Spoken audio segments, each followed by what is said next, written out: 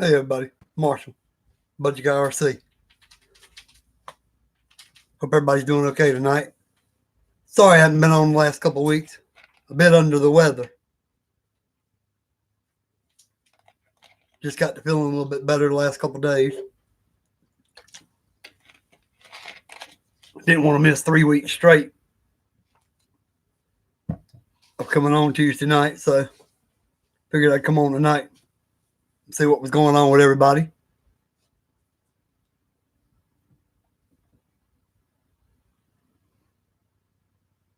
Managed to go out and run my G-Made sawback a few days ago and get a little short run of it in the woods.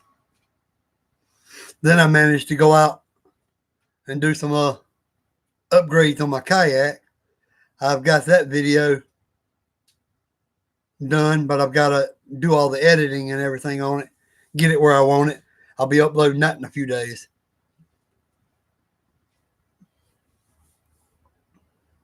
But just wanted to come on here, touch base on a few things, and see what everybody else is up to, hobby-wise.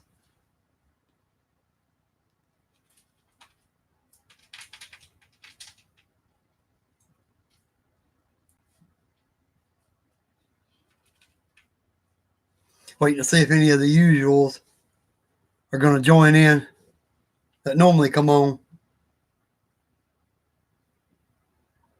or if it's going to be a new selection like some weeks are. Some weeks it's mostly new people. Other weeks, it's my normal crew that I have on here pretty much every week.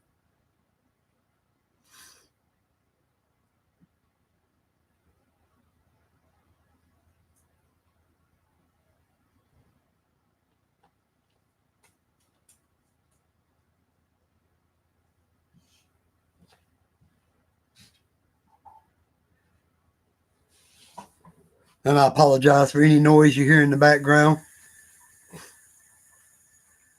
My son decided to eat supper late tonight.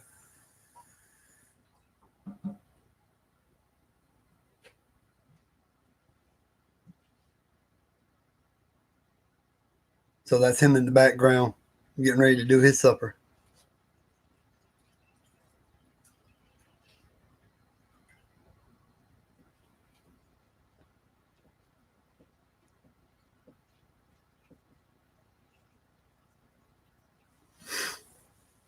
Now that sawback, it's a fun little rig, but I'm gonna tell you now, it does not like leaves. Oh man, that's rough on that sawback because it's so scale. All the leaves just get hung up everywhere in it. I can't say how many times while I was out there running it, I had to stop the camera, clean all the leaves out for a minute. And by the time I got through doing the run, oh man, I reached under there to pull some leaves out, burnt my hand on the motor because the motor was trying to overheat because so many leaves were getting clogged up inside there. It's because, the chassis is so well covered underneath that once stuff gets up in there, it just holds it up in there. It's not like some of the trail trucks and crawlers that are more open and stuff can just fall back out as you're riding. Seems like everything that gets pulled up into the bottom of that thing stays in it. And you got to go in there and literally dig it out yourself. But yeah, it overheated my motor a little bit. Didn't burn it up, but it overheated it a little bit, enough to burn my hand. As I reached under there, was grabbing leaves out. Next thing you know, I accidentally touched the side of that motor, getting them leaves out, and whew. That was a quick burn. I was like, okay, I'm going to try to get over here in the thinner leaves and finish the run over this way. Try to get out of the thicker stuff. It's the only thing I hate about the leaves and everything when you guys go out and try to do a trail run.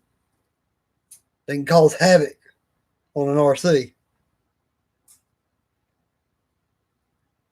Especially one, like I said, that one's a little more scaled than some of my other ones. So it's like, it's more closed off and everything just gets hung up in there more.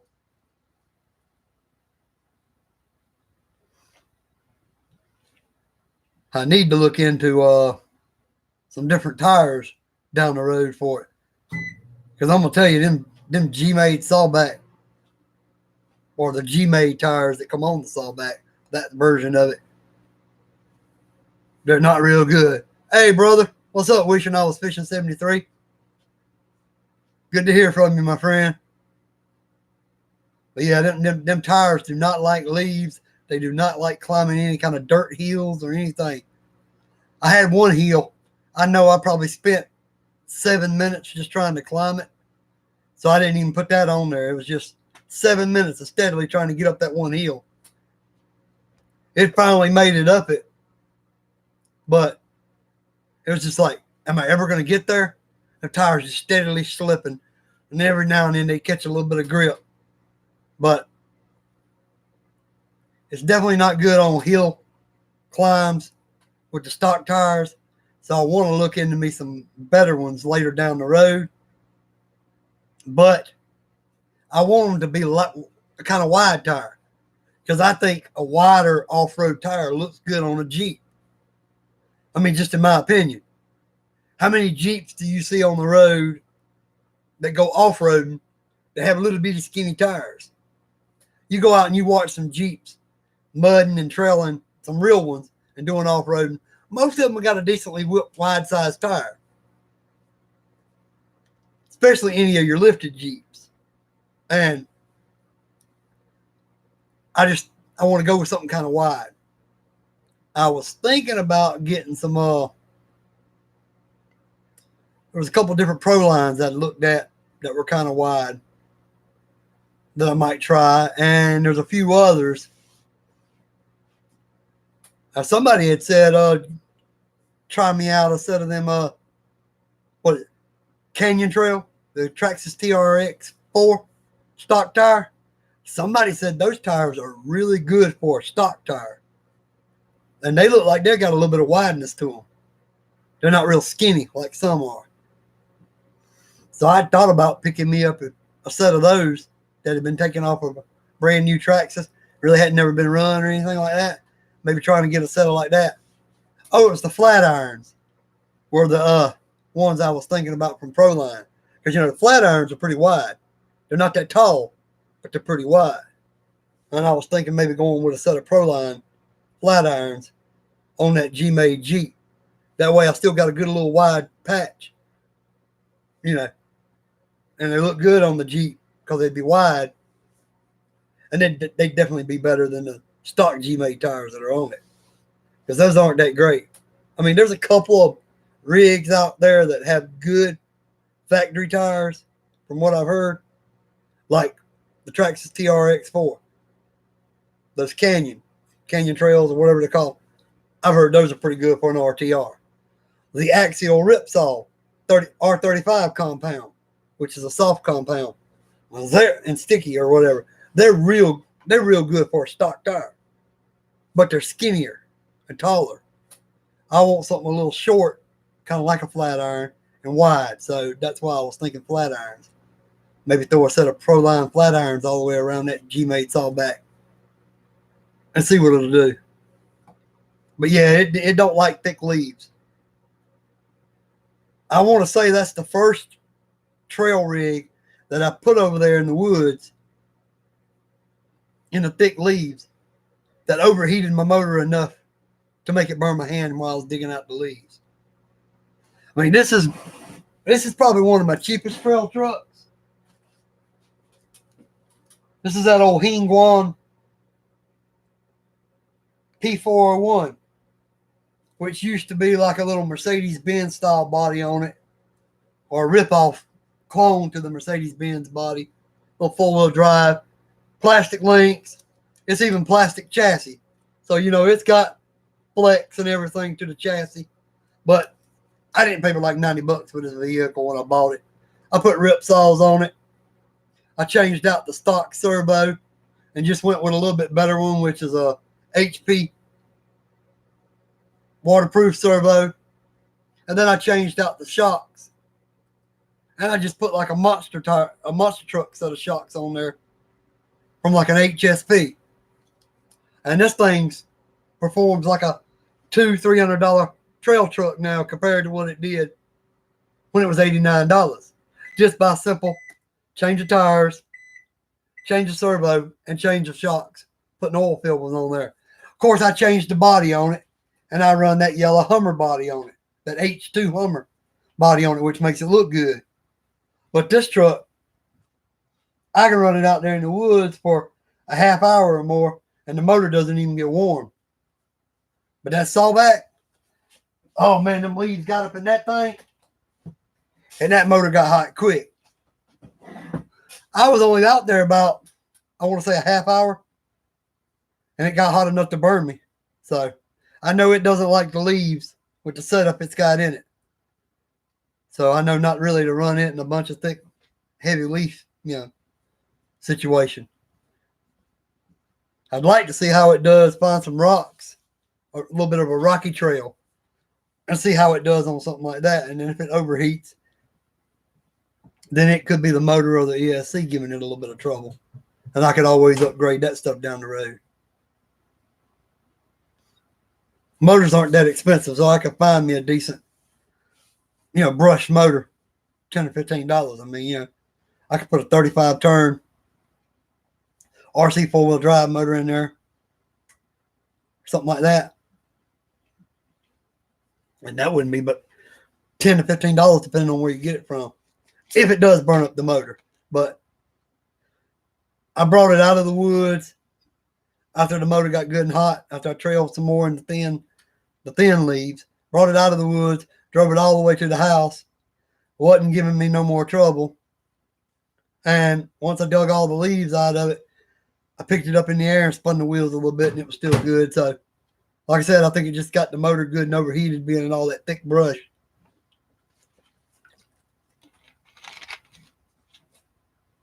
But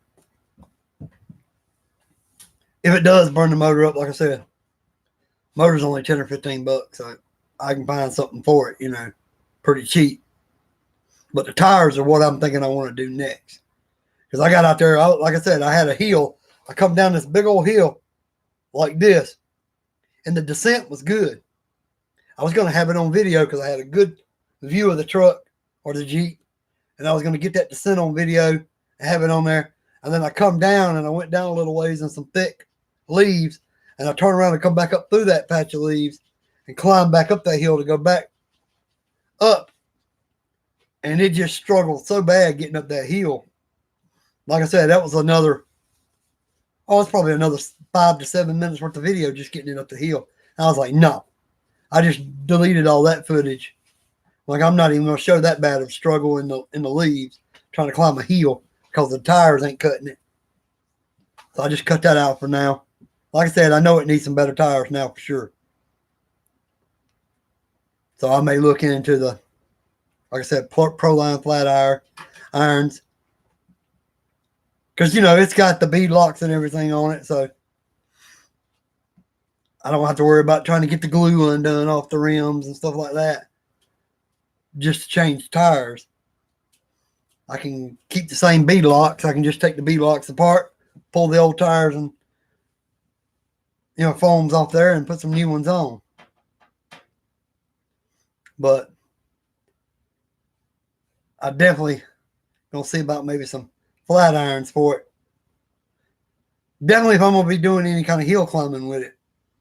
Because it ain't climbing no dirt hill easily with those factory tires. Now, don't get me wrong. You might put it on a little bit of rocks, and it may pull right up the rocks. It might be good in that situation, or pretty good in that situation. Because where I used to live, I had run it up at a place called Paris Mountain State Park. And it did fine there, but there wasn't a bunch of leaves. So that might have been its biggest problem, trying to climb a dirt hill with a bunch of leaves. I got my mini RC. It won't run at all. Wow. Now that really sucks. It don't matter what you pay for one. You hate to get a dud. Whether it's a $7, $8, $9 RC or whether it's a 50 or 100, you hate to get a dud. So you done charged it and everything, and it won't even kick the wheels over, won't steer, won't do anything.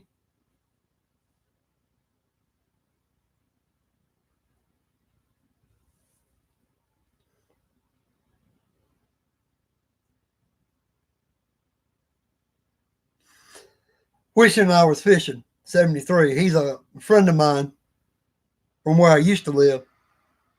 We were actually next door neighbors. And he got in one of those like, yes, charge, still does nothing. Wow. He got in one of those like Coke can, those little RCs that you can get that come with the little radio and everything with them, and they ain't but about, I don't know, I want to say about yay big. And he bought it and it finally came in, and he says he can't get it to do anything. He's done charged it up and it still won't do anything.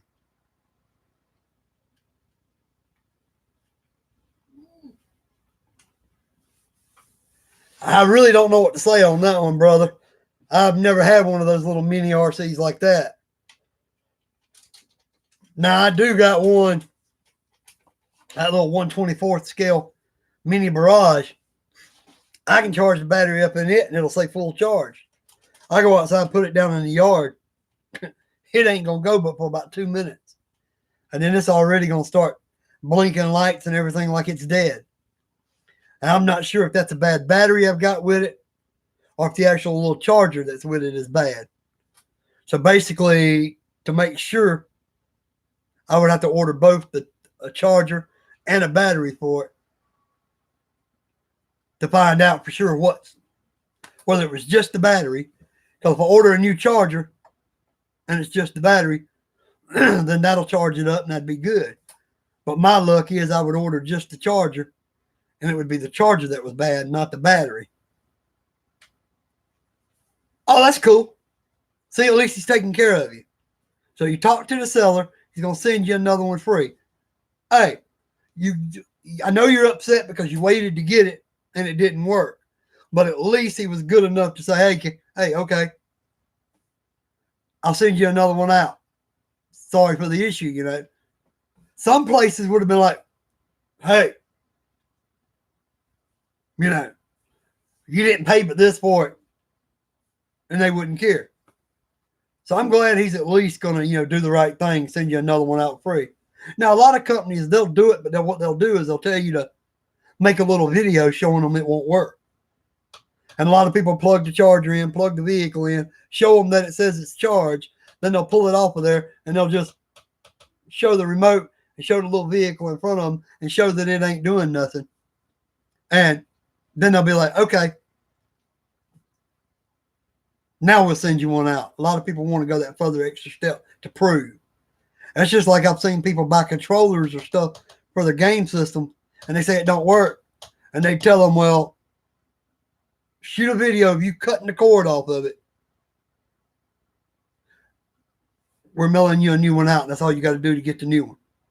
That way they make sure you ain't fibbing and just telling them it don't work, but it does. They make you cut the cord off.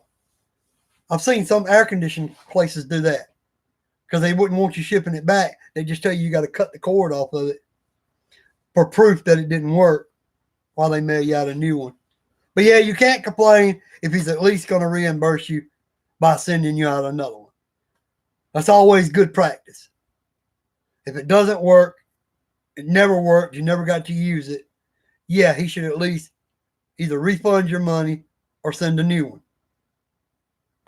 Either one of those is a good option. Now, if you had run it once and then it didn't work, he could say, well, hey, you abused it. He could try that. How's it going, Massive Clouds? Good to have you, my friend. Sorry I hadn't been on here in a couple weeks. Like I said, been a little under the weather. We've had so much severe weather changes here. I mean, a couple weeks ago, we were getting down to 24 and 22 at night with wind chill bringing it down into like 18 degrees and 17 degrees. Then next thing you know, it jumped up and it was 71 degrees during the day and 58 at night. And it sent my system into a whirlwind. I don't know whether I got a sinus cold, whether it was more of a regular cold. I've still got a pretty good sore throat, from it, but not as bad as I had. But yeah, when that weather does stuff like that, it's hard to stay healthy, and hard to keep from getting sick. Because if it gets cold and you're going to have your 2 or 3 months of winter, okay, long sleeve shirts, jacket. I try fishing in it, but my eyelets freeze up. Yeah. That happens on some people's. Apparently, Steve, it takes a lot to bother him. He may fuss about it being cold, but it takes a lot to stop him. Because I just got through watching him on going out for some pickerel. And he's out there, and when he's swinging out, he hits a tree branch, and you can see the ice flying off of it. Wishing I was fishing 73. I've been catching monster bass. Cool. Master Cloud said, how big? What's your monsters?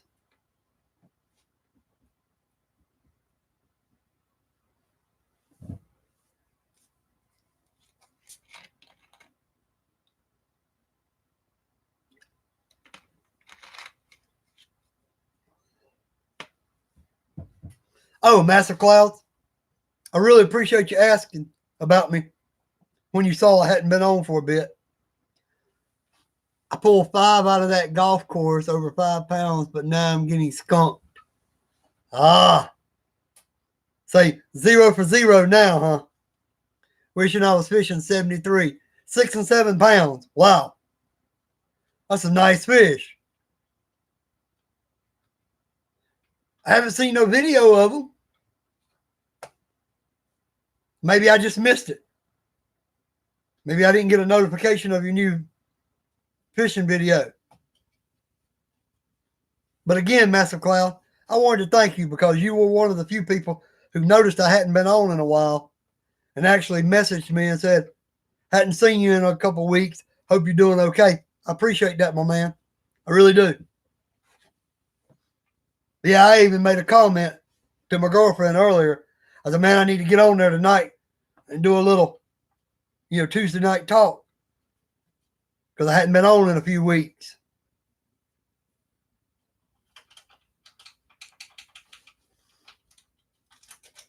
I'm just glad I'm feeling better than I was a couple weeks ago. Yeah, I was worried you got sick or got tired of live streaming. Nah. Them trolls ain't ran me off yet. Should be posted next Friday. Cool, I'll be looking for it, brother. Now, as I was saying probably before y'all joined on, I just posted that G-Made sawback video of my little blue Jeep I've got. I call it Old Blue. I did over there in the woods across from where I live. But I've got another video I just shot where I went outside and did some upgrades on my kayak, trying to get it ready, like say, for spring and everything. Yeah, I seen that, but I'll watch it after the stream. Cool, appreciate it. Yeah, I've got another video that'll be coming up. Oh, it'll probably be about 2 or 3 days because I just got through editing the G-Made sawback video and putting that up. Now I'm doing the live. I'm probably going to wait a couple more days before I edit up that kayak upgrade mod or kayak mod, kayak upgrade, whatever you want to call it. I put some more stuff on my kayak to make it more convenient for fishing off of it. And I show kind of what I did, kind of why I did it, stuff like that. And I talk about another mod or two I might be doing to it. All the lakes here are closed due to flooding. Yeah, I had some friends talk about it was bad where they lived. Buddy of mine posted on YouTube. It was flooding so bad, it took a guy's propane tanks at the back of his house, pulled them away from his house, and was pulling so much on the propane lines that they had to get a inflatable boat, come out there with some people on it, and turn his gas off. Like the gas company had to come out there and shut the gas off until the flood goes back down, until they can reattach them back to where they were at. There was a lot of flooding going on. Of course, where you live, it was pretty bad. Down towards Greenwood, South Carolina, I heard they had some pretty bad weather down that way. And like another buddy of mine, he had it real bad. I mean, they were using boats to get around in their yards. It was pretty good. He said he was lucky because his house was up higher than all of his neighbors. So he didn't actually get any flooding coming into his house. Some of his neighbors actually had a little bit come in their house. So yeah, it was pretty rough.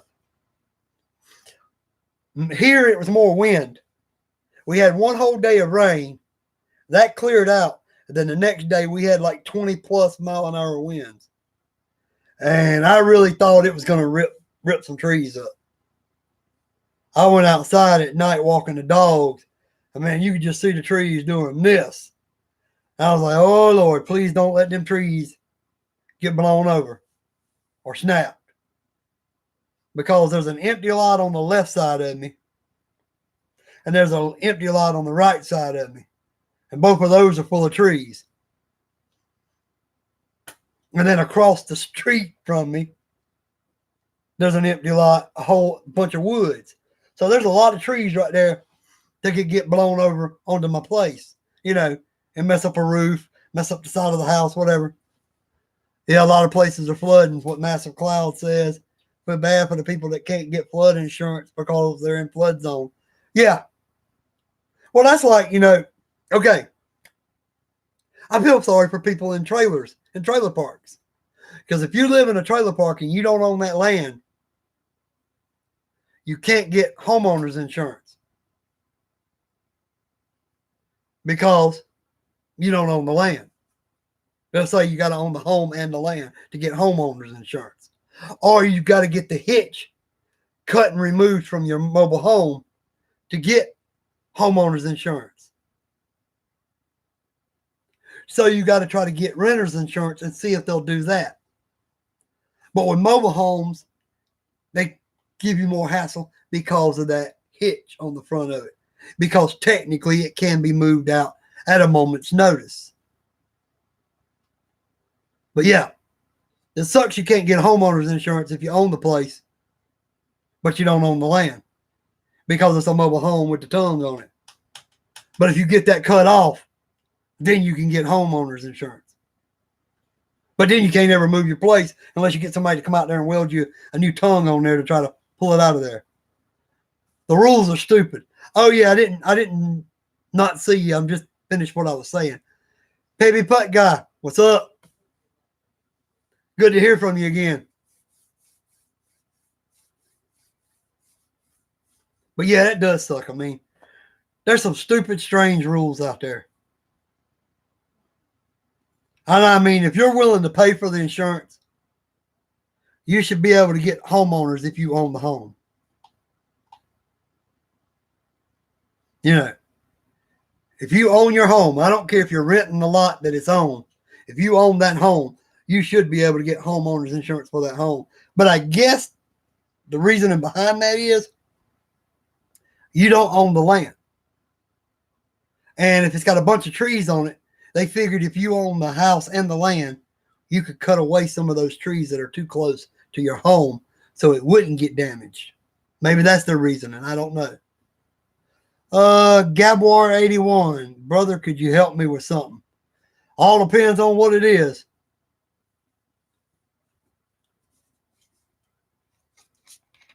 If it's something that I know anything about, I'll try. If not, I may steer you to a channel that knows.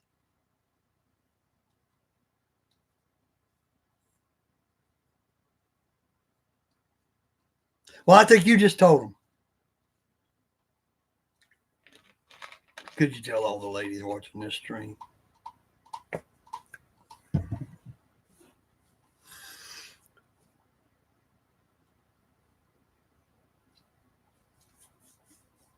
But yeah, this flood and all these high winds and all this rain, man, there's just been a lot. There's been a lot of mess going on. Now here, I didn't know it when we moved here, but about 3 years before we moved here, there was a bad flood come through. up in the town area where we live more, and it got this one area. There's a park that you can go walk through, and you can see a lot of wildlife there. It's kind of a little reserve, a little nature preserve or reserve, and they got this walking path made out of wood all the way through it because it's kind of swampy out there. And apparently, it came through and flooded so bad that the highway that goes by that place was underwater as well.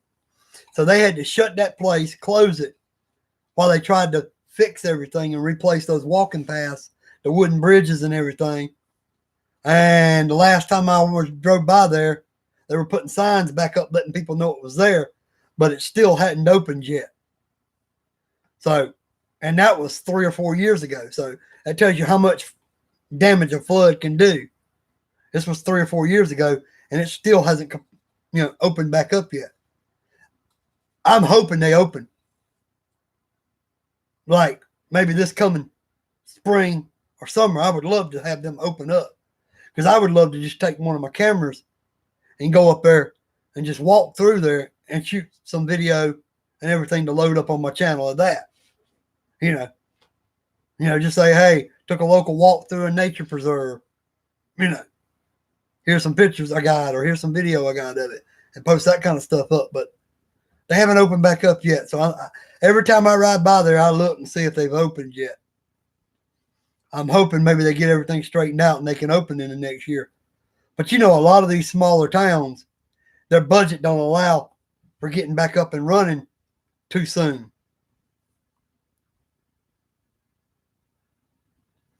Yeah, it ain't too smart driving through flood waters, because just because you think you can make it, you hit that one little too deep spot, and off the side of the road your vehicle goes. Now, of course, people with your four-wheel drives that are raised up off the ground, they think they got a better shot at it. But, some of them can get swept away too. Just depends on how deep it is. Now, of course, if you see a little Pinto in front of you go through it and you're in a jacked up 4x4, yeah, you might have a better chance of doing it. So you almost got ticketed for it. Yeah, cops kind of frown on people trying to get through flood water, especially when they express that you shouldn't drive through it. If they're telling you, hey, we got flooding going on, stay out of flood water areas, blah, blah, blah, turn around, go back the other way, find an alternate route if you can. And a lot of people just go, oh, whatever. Boom. The next thing you know, you got a wreck. And you got people trying to use some ropes and chains trying to save somebody's life. True. Like I just said, you got chains and ropes, or someone come out there in inflatable boats trying to rescue your butt because you decided, oh, I think I can get to my local Walmart. That water ain't that deep. I don't think they want to waste their life trying to save you so you could get to Walmart and get the newest bass reel or the newest camera or the newest RC or your new 42-inch TV or whatever. That could wait. It's the way they look at it. And, if you've got an issue at the house and it's an emergency, you start driving towards that, pull off the side of the road and call 911 and tell them, look, I need to get through this. I've got a person in the car that's got to get to the hospital. And I headed out because I thought it would take the ambulance too long to get to my house. Can y'all get somebody to meet me and help me get the rest of the way? Something, because there ain't no sense in getting both of you killed. I understand that. Some circumstances just don't warrant it. That's just like when you see people pull up the railroad tracks and the bars come down. And they sit there and they look one way, they look the other way, and then they just straight drive through. They don't think if that vehicle chokes down on them right as they're pulling through. See? Big Duramax got sucked into a huge flooded ditch. So just because you think you can get through it, Mother Nature's a wicked thing. Just when you think you got it figured out, you in trouble.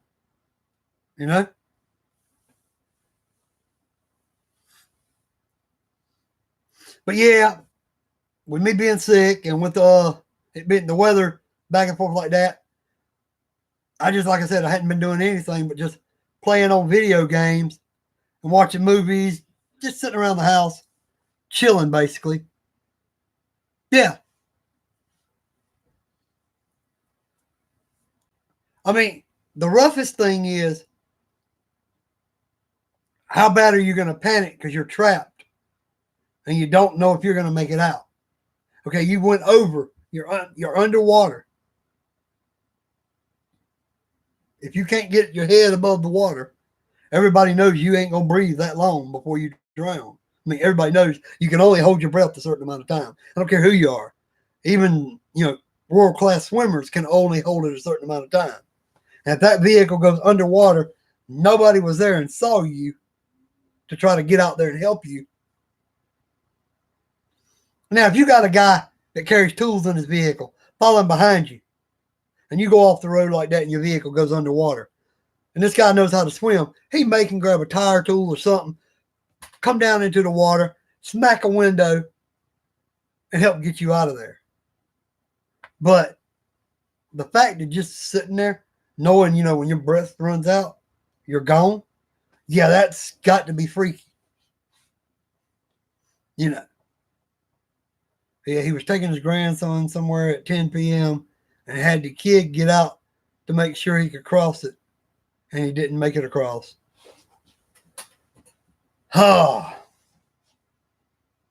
Yeah.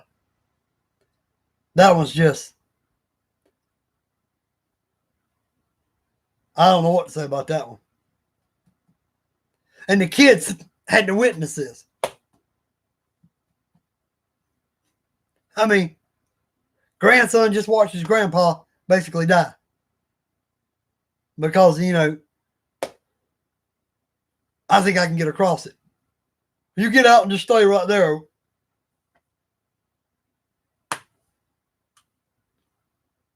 And how are you planning on, if you made it across, you made your grandson get out to tell you, how are you planning on getting your grandson across, if you had him out by the truck while you were trying to cross? Yeah. Some people think they can do anything, that nothing's going to happen to them. And then karma goes. Or Mother Nature goes. She basically says, you better listen when I talk to you. Yeah, that's the only upside to it. But how traumatized is that little boy watching that happen to his grandpa?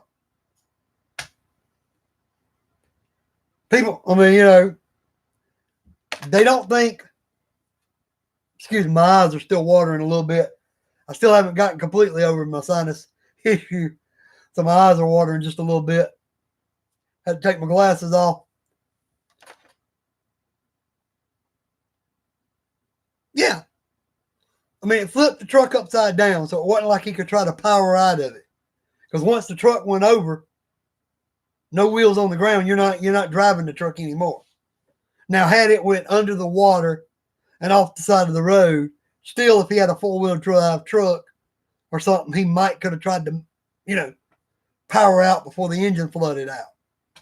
But, once you're under that water, it ain't going to be long before the engine stalls out anyway.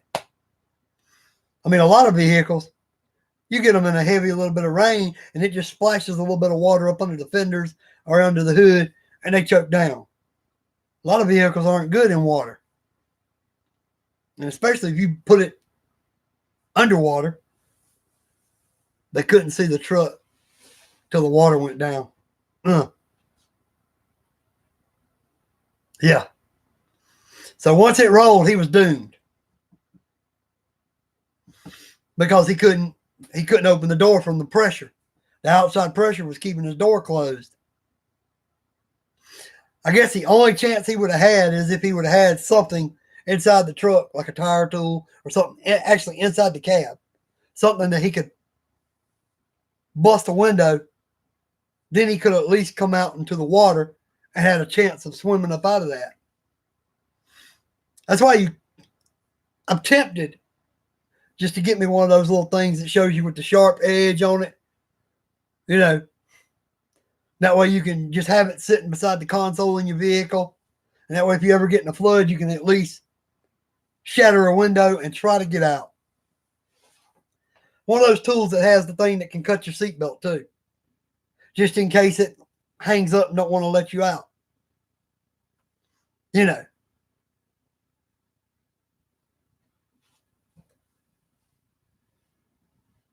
True.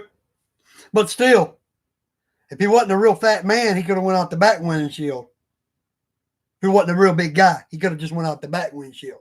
Now, if he was a real big, heavy dude, yeah, he'd have had to try to get out the front windshield.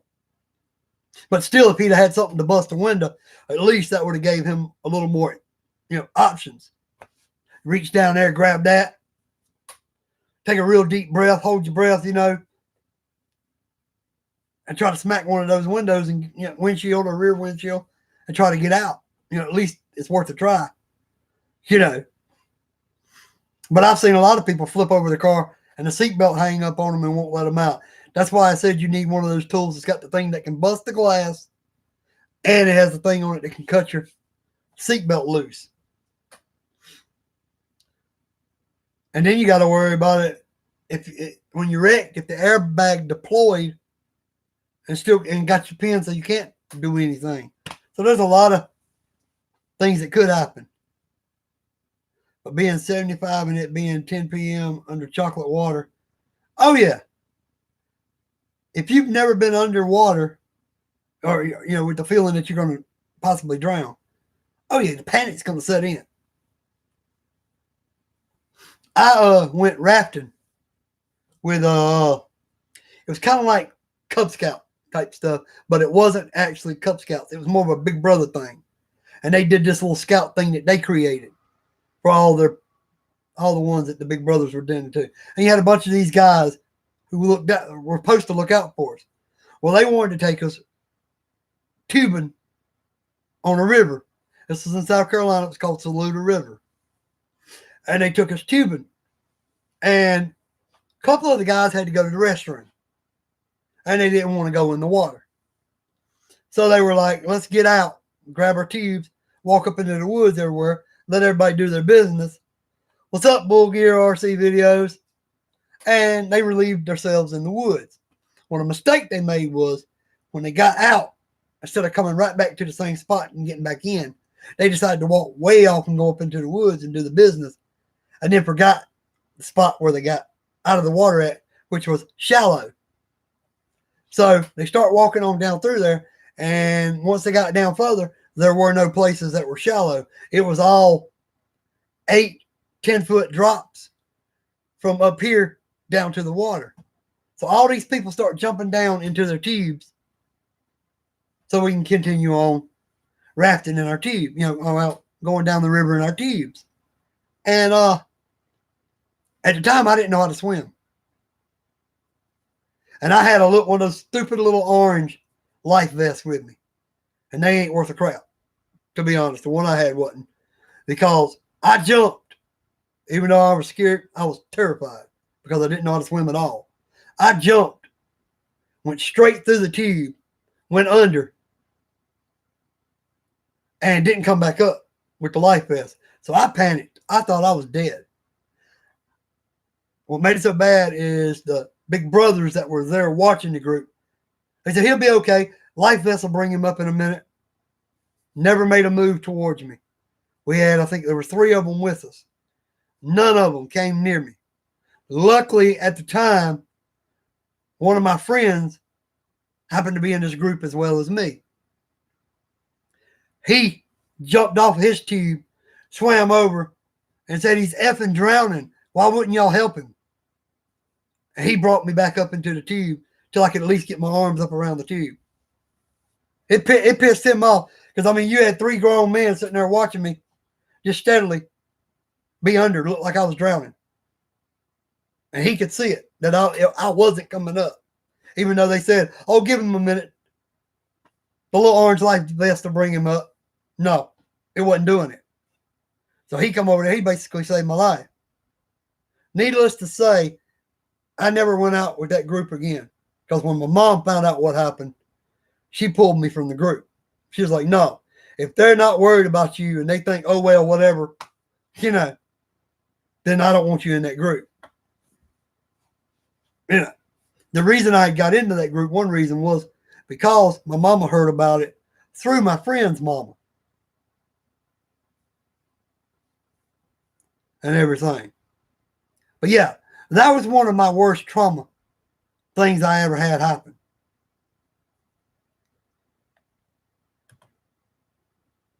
True. I mean, come on. You're out there. You're supposed to be taking care of this group of boys. You're like their big brothers. You're supposed to be taking care of them. That's not the best way to be taken care of. First of all, you knew the guy couldn't swim because he had the life vest, letting you know he couldn't swim when he came there. And y'all said, when we get out of the water, we'll make sure we go back in where it's shallow at. That's the only reason I got out. I didn't have to go to the restroom. I could have just stayed in the tube and continued on down. Yeah, and I think I was about 13 at the time. So yeah, I almost drowned because of these guys. And if my friend hadn't have been there, I don't know if I wouldn't have drowned, because, hey, they wasn't coming for me.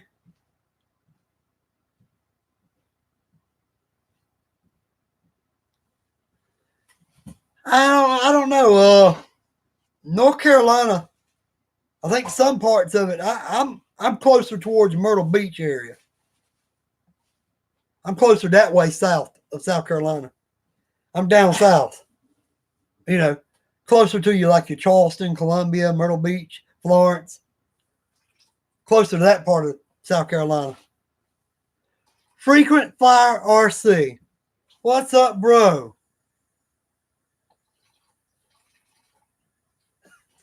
Doing all right? I haven't seen you in forever, my friend. Here's the weird thing. That freaked me out. Of course, as a kid, that freaked you out. When I got bit by a big old German Shepherd, it freaked me out because I knew the people that owned the dog. I knew the dog. I had petted the dog. He bit me hard. They had to tote me in the house and bandage me up because I was bleeding so bad from the dog wound. I mean, German Shepherd sinks a canine that long all the way down into you, you're going to bleed. And the man had to beat him off with a pole to get him off of me. He put him under the house. Freaked me out. My mama wouldn't let me go down there for a while. I come home. My mama says, if he doesn't get better soon, I'm going to sue y'all. I'm like, well, mama, I was on their property. And I come home. I get ready to go out and ride the bike. This is after I'd done healed up. This dog's laying in my yard. He got where it was like he felt so bad for attacking me on a mistake. What it was, we was out in the backyard playing around. I was playing around with the dogs, like family. I was playing around with the brother and sister of the people that owned the dog, and he just broke the chain and went headed straight for me. I don't know whether he thought I was going to hurt one of them or something, what it was, but he went on the defensive, attacked me, and then he regretted it, I guess, because he come to my house and it got where he became my little bodyguard. I'd go out riding my bike. He'd follow me around the neighborhood. Any other dogs come out barking or growling at me, he'd go jump on them, run them off. So I ended up having a bodyguard from a German Shepherd that attacked me and bit me because he thought I was going to hurt his family. Things are strange in this world. I never thought that dog would turn around and be my protector after attacking me like he did. I mean, because he laid it in. But it didn't stop me from getting dogs. I will say that. I went right through that fear. I've owned a German Shepherd and Chow mix. I had a German Shepherd, a white German Shepherd mixed with a Golden Retriever. So I've had several Shepherds, Yeah, I know, Peppy Putt guy. You've told me. You've been telling me ever since your other boat burned up that it's about to be your birthday. Peppy Putt guy, for the people that don't know, he burned up his little Neptune boat, and he's getting a brand new boat for his birthday. I think that's why he keeps posting that it's going to be his birthday soon. But yeah, I tried not to let it. Yeah. You wish you were 17? No, I think I would wish for 18. That way I could do the things I want to do, but still have plenty of time to do them in. I don't know if I want to go. But then again, I don't know. I might would want to go back to being 12. Go back to being 12. You didn't have no responsibility. Your parents might make you dust your room or vacuum your floor. I saw your video earlier today of the RC Jeep. Thanks for looking at it. Appreciate it. Excuse me. Like I said, I did some upgrades on my Tahoma, the Lifetime kayak that I've got, that neon green looking one. I did some upgrades on it the other day and shot the footage of it. I've got to edit that up in the next couple of days and try to get it uploaded. But yeah, Frequent Flyer RC, I tried not to let bad things happen completely stop me. Because if I let that dog biting me stop me from getting a big dog, I would have missed out on a bunch of loving dogs and a bunch of fun over the years with some good dogs. You know, of course, I would have missed out on some dumb ones too.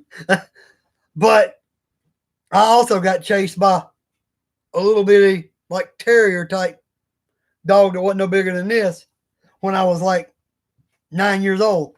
I went to a birthday party and this dog didn't like me. Chased me all the way up on the picnic table trying to bite me until the owner finally come out there and got it and went and put it in the house. But it scared me that day, but I didn't let it stop me with dogs. We've got 2 small dogs now. I just love dogs. Always have. And I didn't let those 2 instances say, okay, small dog tried to bite me, so I ain't never getting a small dog. Big dog tried to bite me, I ain't never getting a big one. I just tried to figure out and reason it in my head what might be the reason why it tried to attack me. You know, and look at it that way. Maybe it had a reason or thought it did. You know, when I almost drowned in that river, I decided I'm not going to let it stop me. When I get older, I will learn how to basic swim at least. So hopefully I can save myself from drowning. So I had some buddies of mine who said they would help me and at least be there with me. So if I started to drown, they'd make sure I didn't. And I got out there with a guy and a girl I was friends with, and they watched me and kind of taught me through it. And I learned how to do a little bit of swimming. Now I can't swim good. I'm not fluent swimmer. I'm not going to go run, jump in the lake, swim all the way across it and come back. I'm going to get out there. I'm going to try to stay where I'm comfortable at, which is where I can touch my feet if needed be, if I gave out a breath. And I swim around a little bit in the water.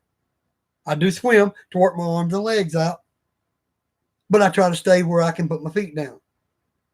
That way, you know, I don't feel worried.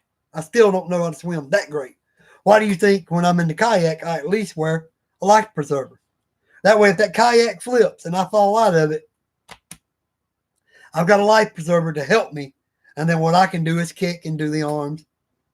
Try to flip the kayak back over, maybe get that back up on it. Or just leave it where it's at. Maybe grab the rope on the front of it and try to kick back to shore with it behind me. I don't know. Oh, yeah, I love dogs, but I'm a cat guy now, especially since I got older. Dogs generally want more love. Your cats are like, psst, don't bother me right now. I didn't say you could pet me. Cats are a lot more, seem like loners compared to dogs. Most of your dogs want your affection. To me, a dog is more like a kid. It wants your attention. Whereas a cat's like, please, when I want it, I'll ask for it. Otherwise, leave me alone. Put me fresh litter in my box, put me some food and water in my bowl, and go on somewhere about your business. To me, that's a cat's attitude. Rescued a pit bull, and he's been the best dog ever. was house trained and everything. Yeah. Sometimes you can just get the best dog ever from a pound. Other times you get one that's so traumatized, you're like, oh, wow, what was I thinking? But by going and getting a rescue dog, a lot of times they're not puppy. And you ain't got to deal with all that aggravation from the puppy stage. You know. Frequent Flyer says, yep. True. I mean, that's my opinion of cats. They're way more independent. But dogs, I've had way more love from a dog, and way more affection. It's like they feel it. They know it when you're upset. They know it when you're sick. I mean, it's just like they can read your emotions better. Yeah, I was like, damn, this dog's 2 years old. He's going to shit in my house and chew my stuff up, but I was wrong. Yeah, that's what you got to want. That's the only thing bad about when you adopt a dog that's already a year, 2, 3, 4, 5, 6, 7. If you adopt that dog and he's going to be, and you plan on him being in the house, the only bad thing is, hey, did he get any training? Because if you get a dog that's already 6 years old and you're trying to train them, it's going to take a lot longer generally for them to learn, if they ever get it. Whereas if you get one that's only a year old, 6 months, 9 months old, it's a lot easier for them to pick stuff up. Me, I think some of the perfect age is between 6 months and a year, to get a dog. Because 6 months, they're definitely young enough to learn. I think his owner passed away or the family moved and couldn't have him. Yeah, that's what really hurts. You got dogs and you're living somewhere and you can't live there anymore. And you go to try to move, and every place you're trying to move says no pets allowed. And everything that you find that allows pets are basically raping you with what you got to pay to live there. And you just can't afford it. And you're like, man, I don't want to get rid of my dog. I've had him for 7 years. And you're sitting here going, I don't really have a choice. And went through talking to your family, seeing if any of your family wants him or anything. And then the dog ends up having to go to a pound and hope that he gets adopted. And, it's a lot harder for a 5-year-old or older dog to get adopted than it is a 2-year-old, 1-year-old, 6-month-old, 3-month-old, 6-week-old puppies. It's a lot easier for them to adopt them out. And, people don't stop and think about it. A lot of these adoption agencies run these awesome specials where they'll be like, this weekend only, we're waiving all fees. You can come in and adopt that pet. They're not going to charge you for spaying and neutering it. They're not going to charge you for the first set of shots. And then they're going to put a chip in it for free. And you got away with that $75, $85 charge that normally it would cost you to adopt a dog. And a lot of people will be like, still wanting to go get one free just because it's maybe younger. One of our 2 dogs that we have now is a pound dog. Shaggy, our Yorkie mix. He's a pound dog. We got him when he was the vet had checked him and said he was a year old. And that's when we got him. Now, he was traumatized, apparently, when he was younger. He's a bolter. If you leave that screen door open more than this far, he's going to bust through it before you can get it shut. And if he busts through it, he's not coming back. You can holler for him 10 minutes straight. He is not coming back. He is gone. He bolts. He heads straight for the highway like he's got to try to run to get somewhere. It's like home away. He's trying to find his way to one of his homes from the past. I don't know. But he will not look back. He's gone. He got loose where we used to live. And another dog scared him. And when it made him freeze, I was able to catch him and pick him up. And another time he got loose and I had my neighbor come outside. She called him. And because he didn't recognize the voice, he went just out of curiosity and I was able to catch him. We moved here. Sounded like somebody knocked on my front door and I opened the door and the storm door didn't latch at the time. He busted past me. Ended up out in the highway before I could even get clothes on and get in my car and get out looking for him. He was already out on the highway. Luckily, one of the people that lived in the subdivision found him, put him in the car, and I got him back safe. Yeah, it's really hard to find a place to rent with a pit bull. Yeah. True. Buying our first house right now and should be able to choose on it in a few weeks, close on it in a few weeks. Cool. Yeah, some dogs act like a runaway hostage when they get loose. Yeah. Now, Sweetie, which is our other little dog, she's like a little terrier mix. And look, kind of looks like a little rat terrier. She, we got her free from a neighbor that didn't want her. I don't know where she got her from, but she just didn't want the dog. She should have been a little house dog, but this girl would throw her out in the yard and leave her out there days at a time before she'd let her back in. And my girlfriend saw her and wanted her. So she brought her home. And this dog fell in love with her and our Yorkie, which was already fixed. Because when we adopted him, I paid $85. He was neutered. He had an ID chip, and he had all his shots. So we didn't have to worry about the two of them, making no pups, no matter what. Well, she loved him to death from the get-go. She loved my girlfriend. My girlfriend got sick, went in the hospital, and then the little dog fell in love with me. And now she's like a little daddy's girl. Now, when he bolted that day and didn't look back, she bolted behind him. She didn't look back either because she was following her boyfriend. But now, when he's in the bedroom with his mom, with my girlfriend, I can go to the front door, open the front door, get packages off the porch, and just tell her to get back. And she'll back up all the way into the kitchen and just stand there and watch me get the packages because she's not chasing her boyfriend. But if he heads towards that door and tries to bolt, it's like, I got to go where my boyfriend goes. Forget y'all. She don't look back either. I stepped out the door and I called both of them. They ran right out into the darn highway and then just froze in the middle of the highway. I don't know what they were thinking. She was following him and don't know what he was doing. And luckily, like I said, a neighbor that lives like 2 or 3 streets down saw them, saw they had collars on. He stopped in the road, picked them both up, chunked them in his car, and then he rode around the neighborhood trying to find who they belonged to. Well, we kept missing each other because I'd go down one road in the neighborhood, he would come down another one.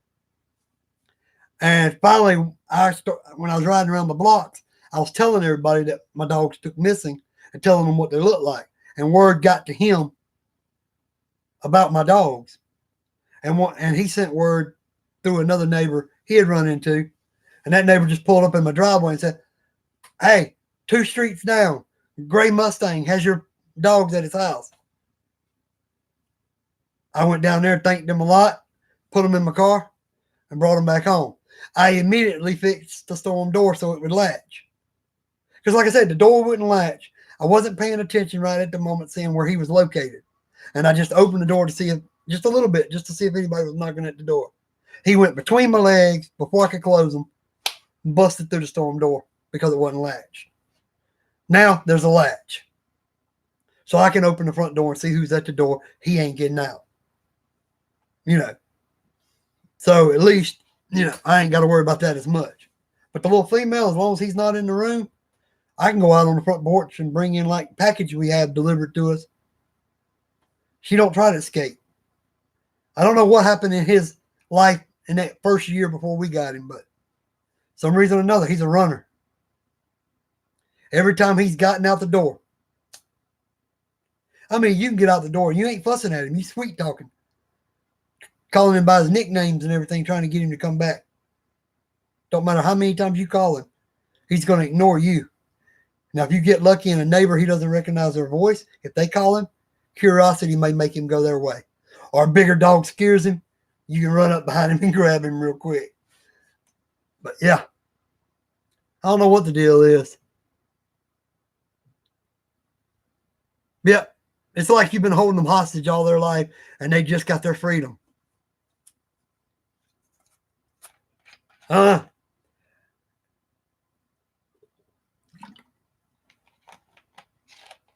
Yeah, the Yorkie mix is the one from the pound. That's Shaggy.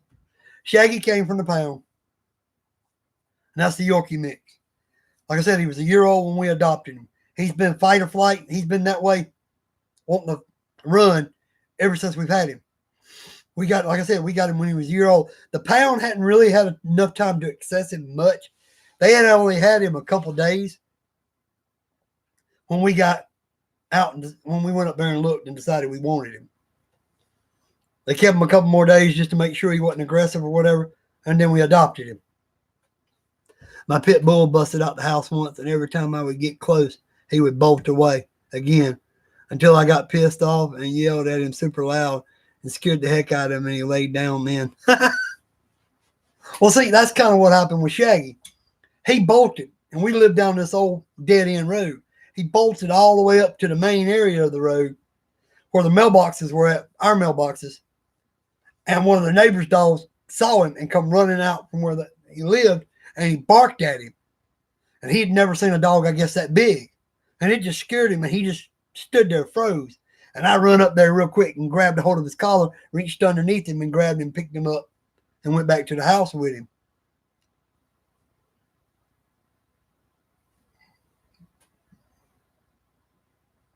Yeah. Now, I've had a few strays that did that, but I've had other strays that would literally follow me home because they just wanted the attention. I had a stray one time follow me. Now, this is no lie. This dog, I knew the dog from petting it. It was wild when we started messing with it. It was a wild dog. Wouldn't let nobody touch it. We finally talked to it and got near it, got closer and closer, and me and my friend's little sister were able to finally pet the dog. Well, we gave it a name because it was kind of almost an orange color mixed with white. He looked like he was a collie shepherd mixed. And beautiful dog.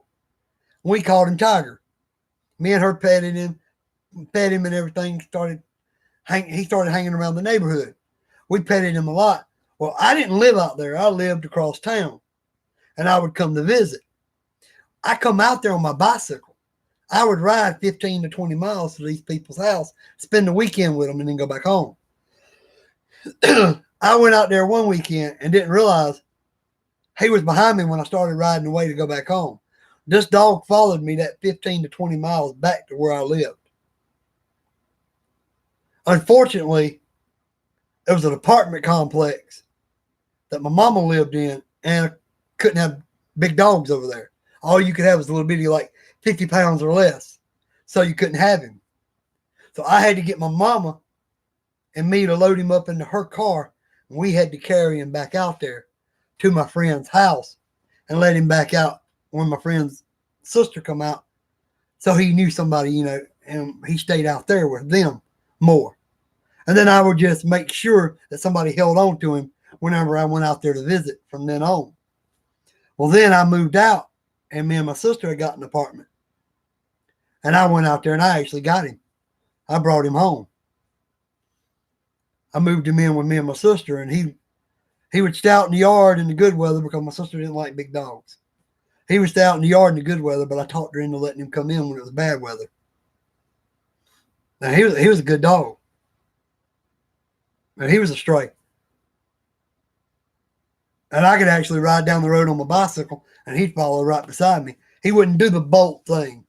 It's weird how you can get some dogs that are just so good, and they'll just follow right beside you. I ain't even on a leash. And other dogs you get, if you set them down, they'll choke themselves trying to pull away from you.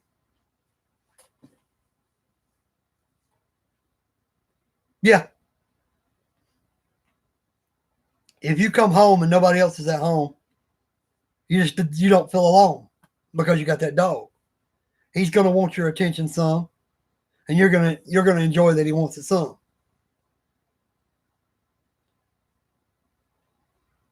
But yeah,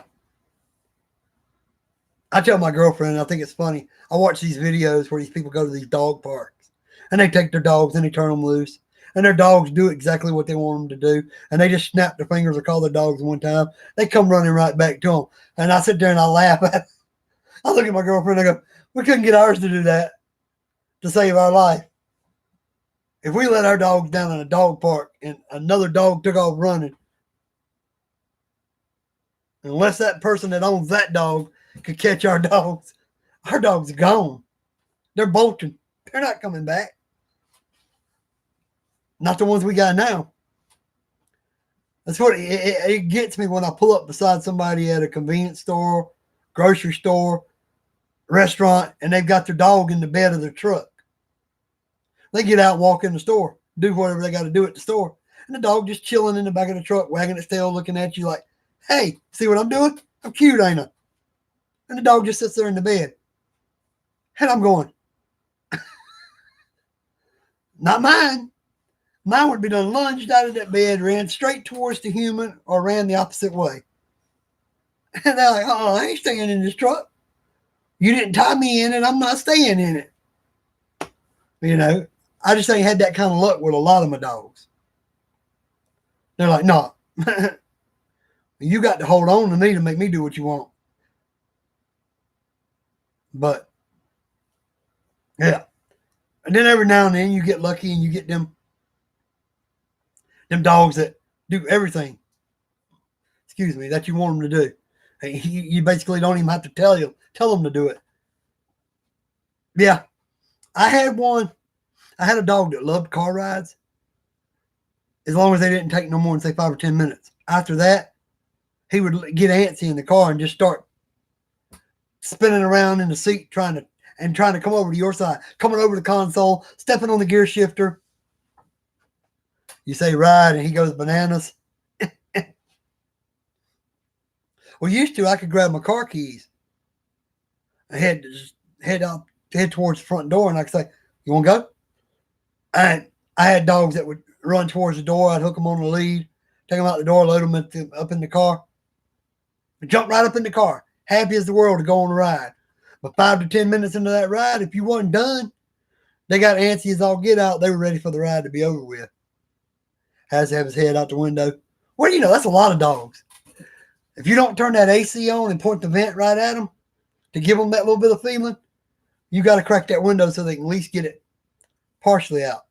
But this dog, he had aggression issues with strangers. That big white German Shepherd mix. You couldn't open the window no more than this. You could let him get his snout out the window, but not his head. If you let that whole head get out the window, he was going to break that window off the frame and go out that window after whoever would come up beside the car. So I couldn't. I could just do it like this and let him get his nose and the front half of his mouth out the window. Other than that, because this dog did not like strangers. I pulled up at a place I used to work, went in to get my schedule, had him with me. And I thought he was going to literally, you can see my window doing this. I thought he was going to literally break the window out of my Camaro at the time to go after these people that pulled up beside my car. He sometimes steps on the button and the window rolls up, choking him. Hey, the Yorkie, when I first got him, we went camping and I was changing a flat tire on my camper and I had him in the truck while I was doing it so he wouldn't get overheated. My girlfriend and son were in the swimming pool at the place where we were camping, and he hit the door locks, locked me out of my Dodge Ram. He actually locked me out of my Dodge Ram. He just reached over there, put his paw on to see what I was doing. He was trying to see what Daddy was doing, and he put his hand down there.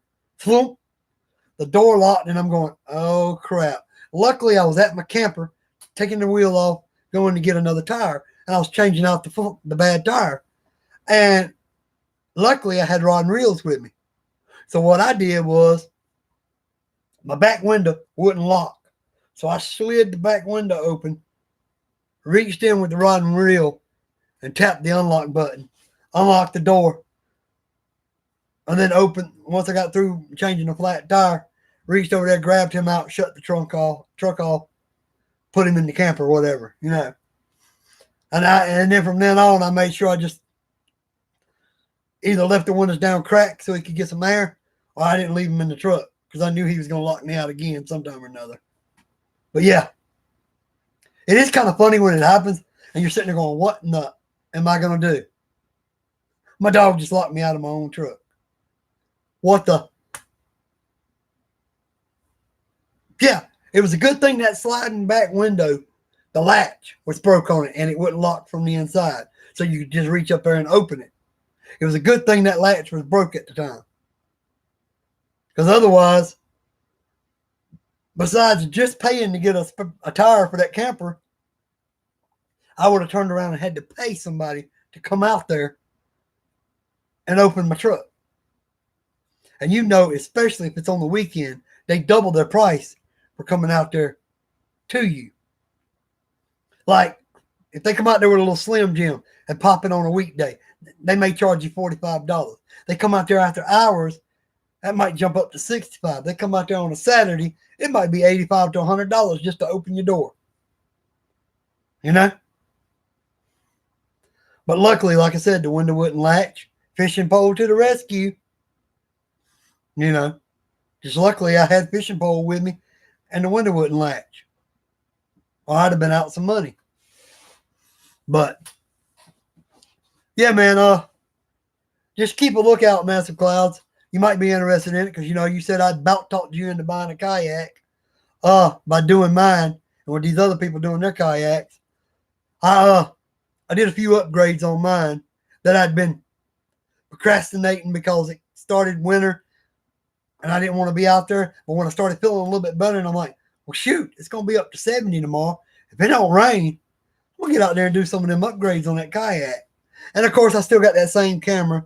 So I was having to turn it on a little bit, tell people what I was going to do a little bit of the work, cut it off, finish it, and then show the result, and then go to the next part of the project.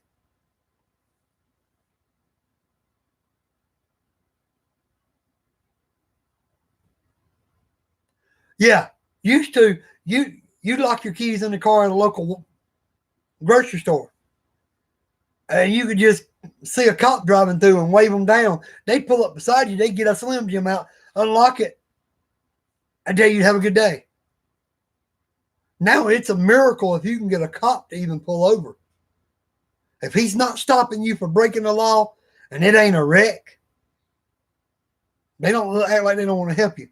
Yeah, kayak is definitely my next thing. Hey, man, I like mine. Don't get me wrong. I like the model I got. Yeah, I do wish that I had bought a little bit, say, more better version, because after I get through doing the upgrades I've done to mine, I'm going to have the money in one of those other ones or close to them anyway. Like, okay, I paid $2 for mine instead of buying the fishing version, which was the Tamarack, which was $300 at the time. But by the time I get through doing all the upgrades on mine, it's going to be close to that. It's not going to be quite that, but it's going to be close to it. So a lot of me thinks, well, I could have just spent the extra $20, $30, $40, bought that one instead of doing upgrades to mine and had everything that I'm doing to mine without touching it. But you do get the pleasure of saying, hey, I did this. I did this, I did this, and I did this. This was my work. I fish ponds mostly, but if I get a truck, I will be able to haul it to the lakes further away. Yeah, I look at it this way. If you're going to haul a kayak, you either need a pickup truck with about an 8-foot bed to make it easier to haul. That way you don't have to have much of it sticking out. Now, if you've got a 6-foot bed and you get a 9, 9.5, or 10, I wouldn't go no bigger than a 10-foot kayak if you're trying to haul it in a truck that's only got a 6-foot bed. Because then you got 4 foot or more that's hanging out already. And then if you get a longer kayak, like, okay, a 12-foot is going to run truer and straighter, and you're going to get more speed out of it. 14-foot kayak, you're going to get even more speed, and it's going to track better, which is run straight when you quit paddling better. 10-foot, not as good, not as fast, but fits in most vehicles easier because it's only 10 foot. And if it's in a pickup truck that's got a 6-foot bed or longer, you've only got a few feet hanging out. Then you have your, what they call 9.5s, I've seen. 9s and 9.5s. Well, you ain't got much hanging out with them. If you get one of those kind of like the Daylights, which is what Steve got. Steve got that Lifetime Daylight kayak. His is only like 8.5 foot. So, if you got an 8-foot bed on your pickup truck, it's barely that much hanging out. You ain't really got to tie down. That's what I'm getting at too. I'm wanting to make mine where I can get me a set of wheels, like a little cart, put up under it, bungee strap it, or tie it down with a rope, grab it by the rope, put my fishing gear in it, and roll it from where I live down to that spot I showed y'all, where I went fishing. That way I can just roll it on them wheels, go up that one little hill, go into the woods, roll it down to the water, undo the strap, unload it into the water, hop in it, and go fishing. This way I'm not wasting any gas. I'm not taking my car or truck anywhere that might get a flat tire. And it's just a little quick. And it gives me a little bit of exercise walking it down there. Put it in the water, fish for an hour or two, maybe 3, whatever I want to do. Put it back on the cart with the wheels under it. Roll it back up here, put it up on my back porch, and leave it. Bring my fishing gear in that I mainly use and leave it out there. So I am going to add that kind of cart thing to it. Now, I found one that doesn't go up in the scupper holes, because to go up in where my scupper holes are at, where it wants you to put it at is back there where my crate is. And I don't want to remove the crate just for that. So I want to get the one that's just flat at the top and has a strap to it. So that way I can put that under there, strap it, got the kayak on there, roll it around, do what I got to do. That's what I want to get. And I found one on eBay that's like $35. So that's what I want to get down the road. That way, this spot that I fish at right here at my house, I don't even need the vehicle for it. Just roll it down there, go fishing, come home. But now for the vehicle, the upgrades I've done so far, I like, but I may do a couple more upgrades down the road just in case something happened and I wanted to haul it somewhere and it needed to go up on my wagon. I got a Subaru Outback, and it's got the little roof rack style thing that comes on it when you buy it with the little side parts. Did you ever get around to making an outrigger for it? No, I haven't even started on that yet. Because I looked at Steve's, what he did for that daylight, for the lifetime daylight one. I looked at what he did for his.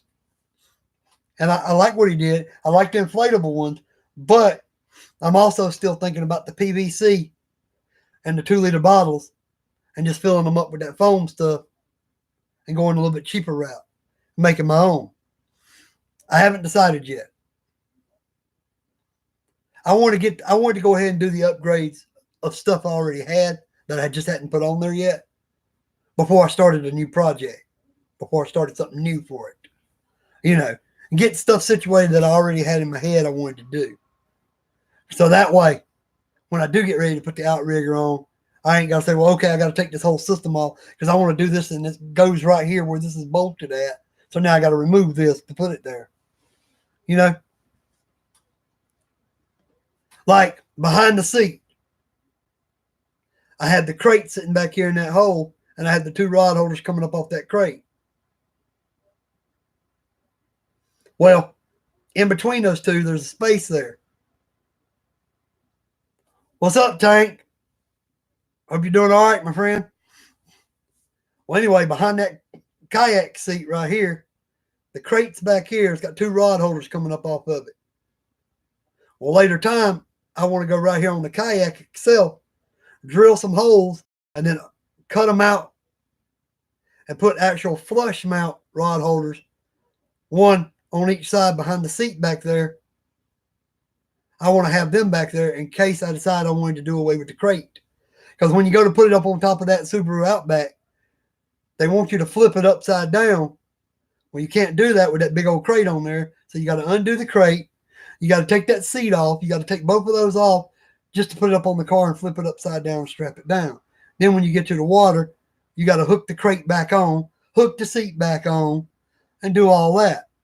Well, if I modify it and put those 2 flush mount rod holders back here behind the seat, then I don't necessarily need the crate that's got the rod holders mounted on it. If I wanted to get rid of it, I could. I'm not saying I will. I'm just running through some ideas in my head right now, but I'm definitely going to do some more upgrades to the kayak to get it where I want it. I am good. I'm dropping in to say hi and to leave a thumbs up. I appreciate it, my friend. I really do. It's always good to see a fellow RCer pop in and say, hey. Like I said, I do them generally every Tuesday, but last couple of weeks I've been so under the weather, I hadn't done nothing. The crate does come in handy. Well, you figure my rod holders are attached to it with zip ties. So I got 2 rod holders back there. Boom. I also got like the leashes hooked around the crate to hold certain items, like my little trout looking fishing net, little small fishing net. I've got other stuff hanging from that crate to hold it in. And then I throw my tackle box in there and I bungee it across the top. And that way, if the boat flips over, tackle box ain't going nowhere. Nothing's going anywhere. And I've got stuff wrapped. I got rod leashes on the rods. Plus, I got a paddle leash on the paddle. The only thing that's not, my girlfriend asked me what wasn't connected to my kayak, so if it flipped. I said, me. And I've got a little tray that's connected. I even got it zip tied to a little latch, to a lid, to a hatch on the right there between my legs. I've got it zip tied to it, so it doesn't even fall over. Well, in that tray, I've got a whistle. It's hooked to the tray so it can't fall out. I've got a little bitty tape measure to measure fish. It's zip tied. It's hooked on, so it's not going to fall out. But there is a pocket knife laying up in there. That is the only item, if I flip the kayak, that I would technically lose. But the only thing I would lose. At Fish Finder you got. What's your thoughts on it? Okay. If you want one to start out, just to have something. I mean, how can you go wrong for $30, $35? Look for the color one on Amazon. That's the one I've got. Now, you can find the black and white version of the one I've got. And I think it's about $5 cheaper. The one I've got is color. Has a color screen. But if you get the black and white version, I'm not sure if there's anything else different other than just it being black and white. But I have seen them like $5 to $8 cheaper on certain sites. So you might could find that. Mine was like $35. You might could find it for $30 or $28. I saw a yellow one with a color screen. Yeah, there's a yellow one like mine with a color screen, and there's a yellow one like mine with a black and white screen. But now, is it as good a quality as some of the other ones? No. But is it good enough to get you started? Yeah. Say if you've never been to that area, you don't have any clue where any fish are into that pond, and you launch out there in a boat. This thing has about 20, it looks like about 20 foot of cord coming from the transducer, which gives you your signal, all the way up to plug into the back of the device. You put rechargeable batteries in it. That's a plus. They'll last you longer. And that way you can just recharge them every time you get ready to go out. And you ain't got to buy a bunch of batteries. I do rechargeables in mine. I get 3 hours. I can fish for 3 hours and it still got a charge on it. So, okay, you get out there. You take the transducer. You got a piece of foam up above it, so far up. So that's where it lets it sink down how many feet. So what you can do is you can bring that foam up, say 5, 8, 10 feet, chunk it out about another 5 feet away from you, and that lets it go down. Yeah. If you look, when you come off of here, if you look through my videos, you see a picture of like water, and you see a rod like sticking out like this, and you'll see where I did a review on it. I took it and threw it off the side of a bank. Well, off the side of a pier, right near the bank. What I did is I got on the pier, and I just grabbed it and chunked it right over the side of the pier, let it sit down in the water. I had the piece of foam that floats, keeps it up like this.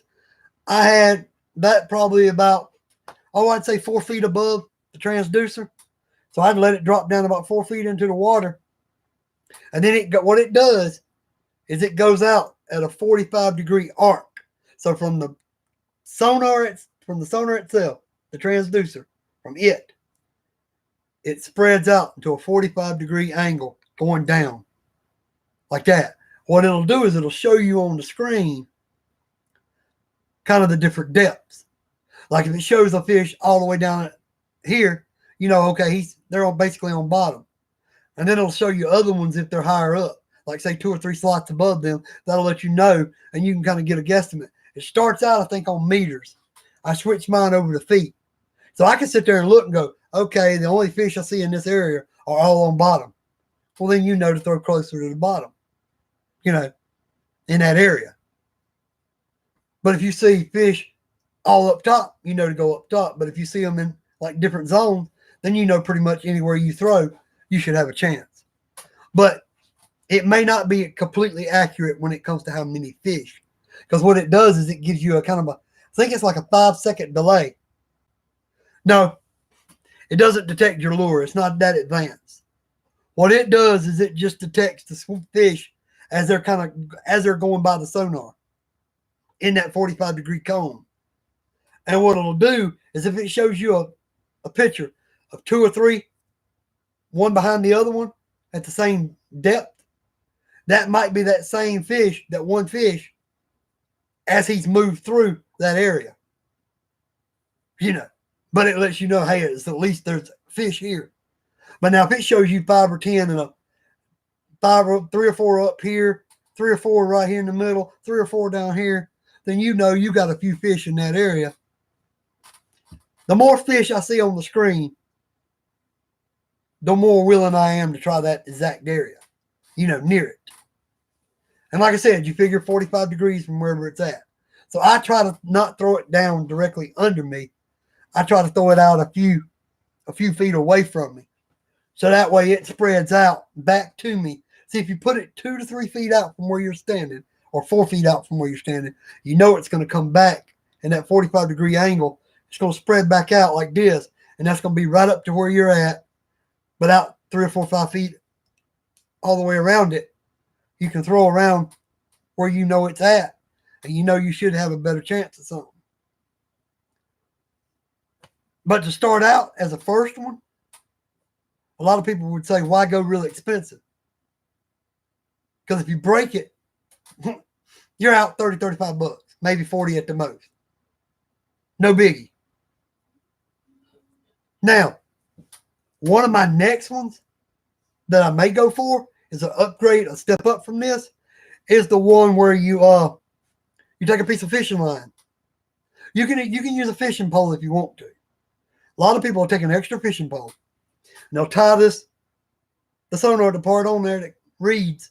They'll hook it on, and they'll toss it out with a fishing rod, and then they'll hook it so it will latch the bell, and then they'll set it on one of the rod holders. They'll let it drift out, say 15, 20 feet away from the boat, and they'll leave it out there, and it connects through their cell phone. They'll turn the cell phone on and turn the app on, and they'll mount their cell phone somewhere where they can watch their cell phone, and then they'll see the fish if it's in that area. And then what they can do is they can see out there where they threw, and then they'll just throw out near it.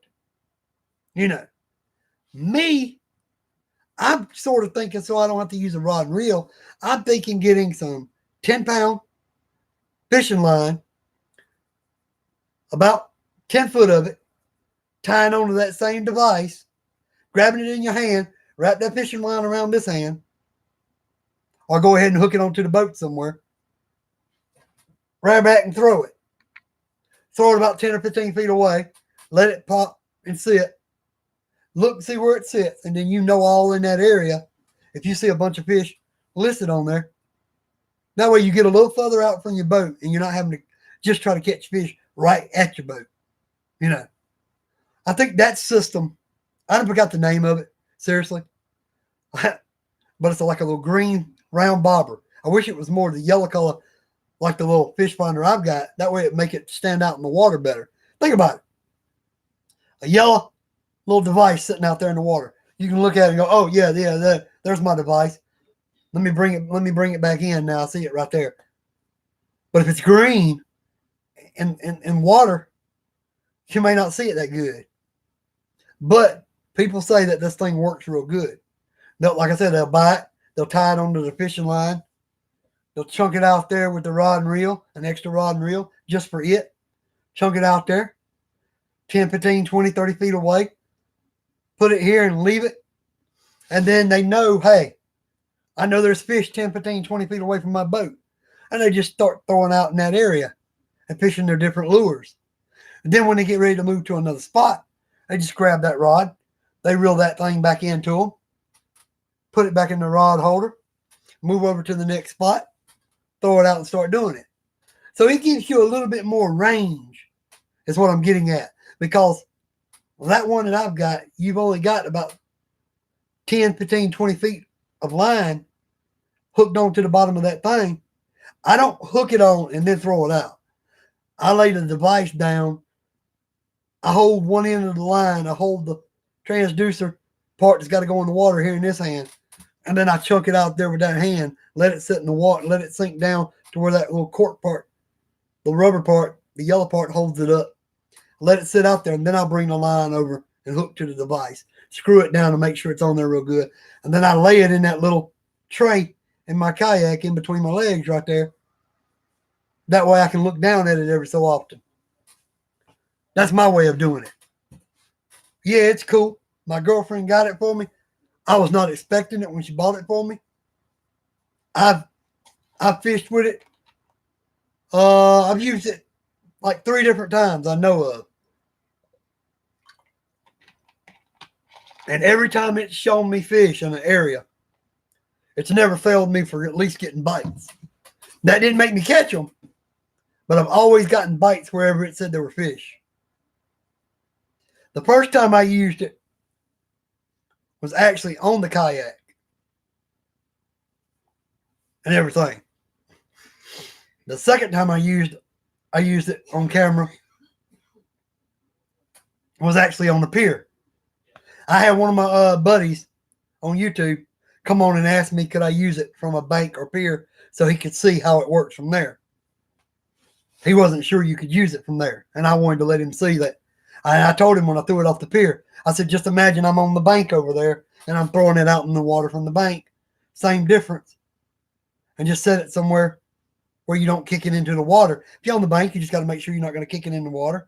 If you're on a pier, you got to set it somewhere where you're not going to kick it in the water. You know, on my kayak, I got it sitting in that little tray, so I know it's safe. Unless I flip my kayak, it's not going in the water. Now, if I flip my kayak, it's going in. But as long as I got that line screwed to that little machine, all I got to do is get over there to it and grab the float part, and I can retrieve it. I would be able to even save it. Bring it home, pull the batteries out of it, maybe take the screws out of it, drop it in a bowl of rice, and let it sit for a couple weeks and see if that would draw enough of the water out of it to make it start working. Because I don't think it's waterproof. And I don't think it's water resist for that price. But that other one I'm talking about, that you throw out with a rod and reel or whatever, or you can hook fishing line on and throw it out with your hand, I think it's a step up. It's an upgrade. Because by hooking it on a rod and reel, you can cast it out 50 yards away from you. So if you're out here in the deep and you want to see if anything's in the deep, you chunk that thing out and then let it go down 45 degrees or whatever it does.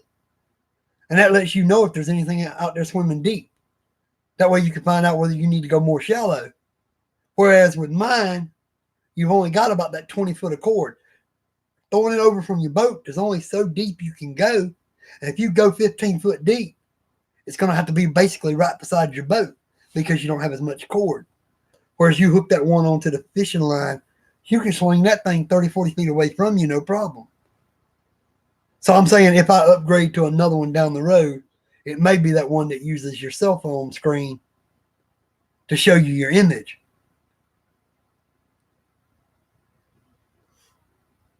I'm ready for pre-spawn and spawn. I'm so overfishing these cold, finicky bass. I'm in hopes, like I said, in the next couple of weeks, Actually, I had just done my taxes recently.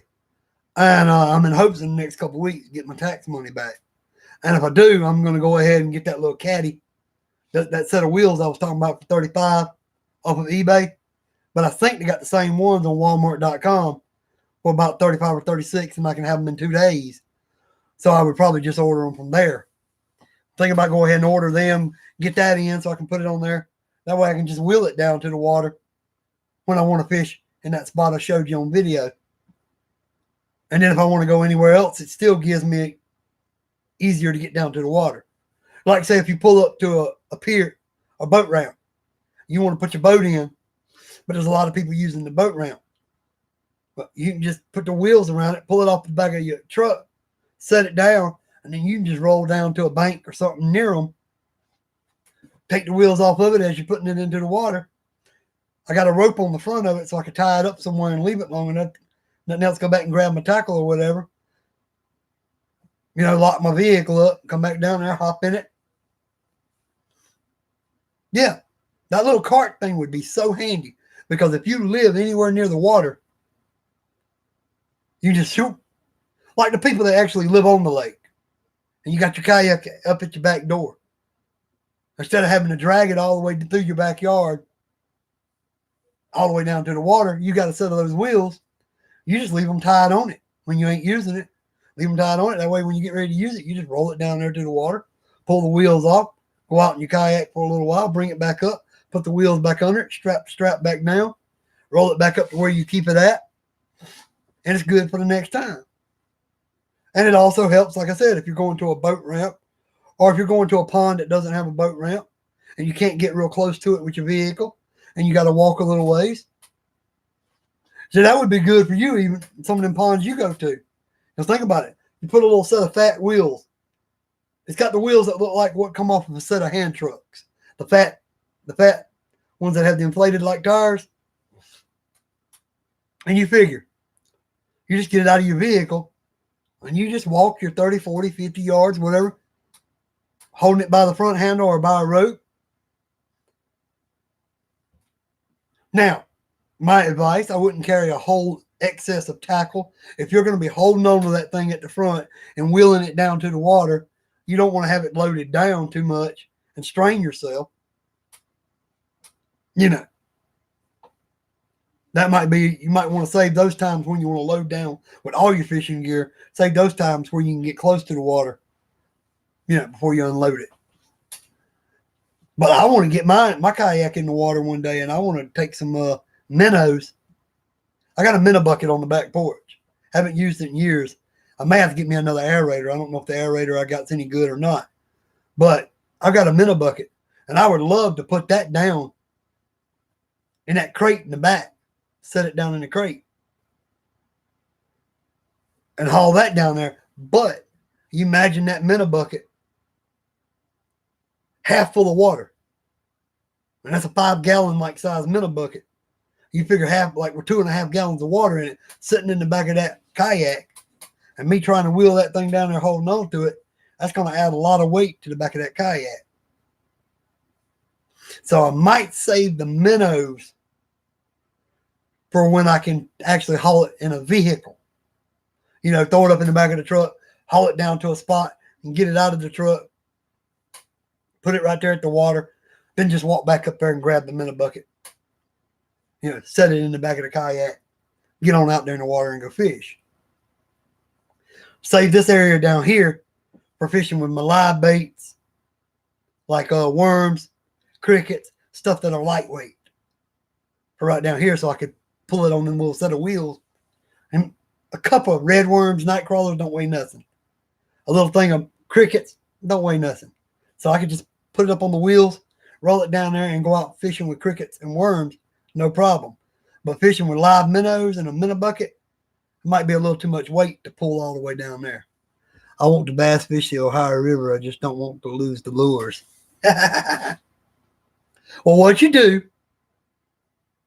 is go to Walmart and buy the cheaper lures for that occasion. Find some that look like what you like to use, but get the cheapest. Go to Walmart and get you some of them Ozark Trail versions of whatever you like to fish with. They're maybe $1. They may be a little bit hinky. They may only catch you 1 or 2 fish before the hooks start bending. But at least you didn't throw away a $6 plug, or $10 plug. You're throwing away $1.27. That's my advice on that one. Or go on that wish.com and look at some of the plugs they got. Order you a set, wait the 30 days for them to come in. You take them out there, and if you lose all of them, you ain't got but maybe $4, $5, $10 in 10 or 15 lures.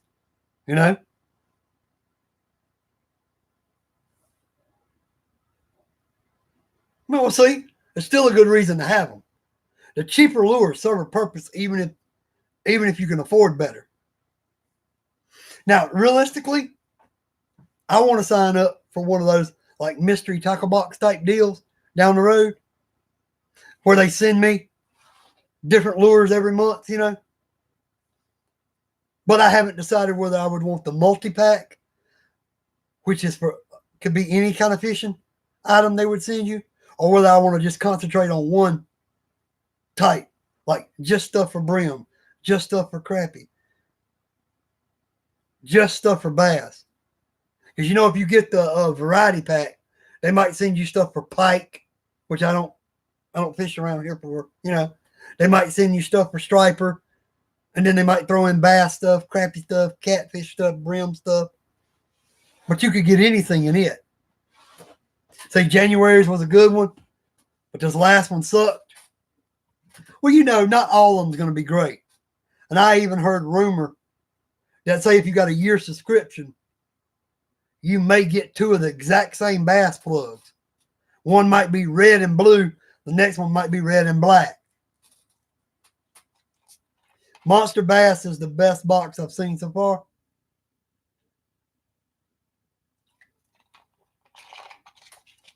But since I like brim, crappie, and bass, and I like catfishing, I kind of want to do that variety one. Because I might be able to try something that I've never tried before. Because, I fish for catfish, like I told you, for a long time. I've used weenies that I just cut up in pieces, dipped them in chicken liver blood, or soaked them in it for an hour or 2. Took them out there and used the weenies.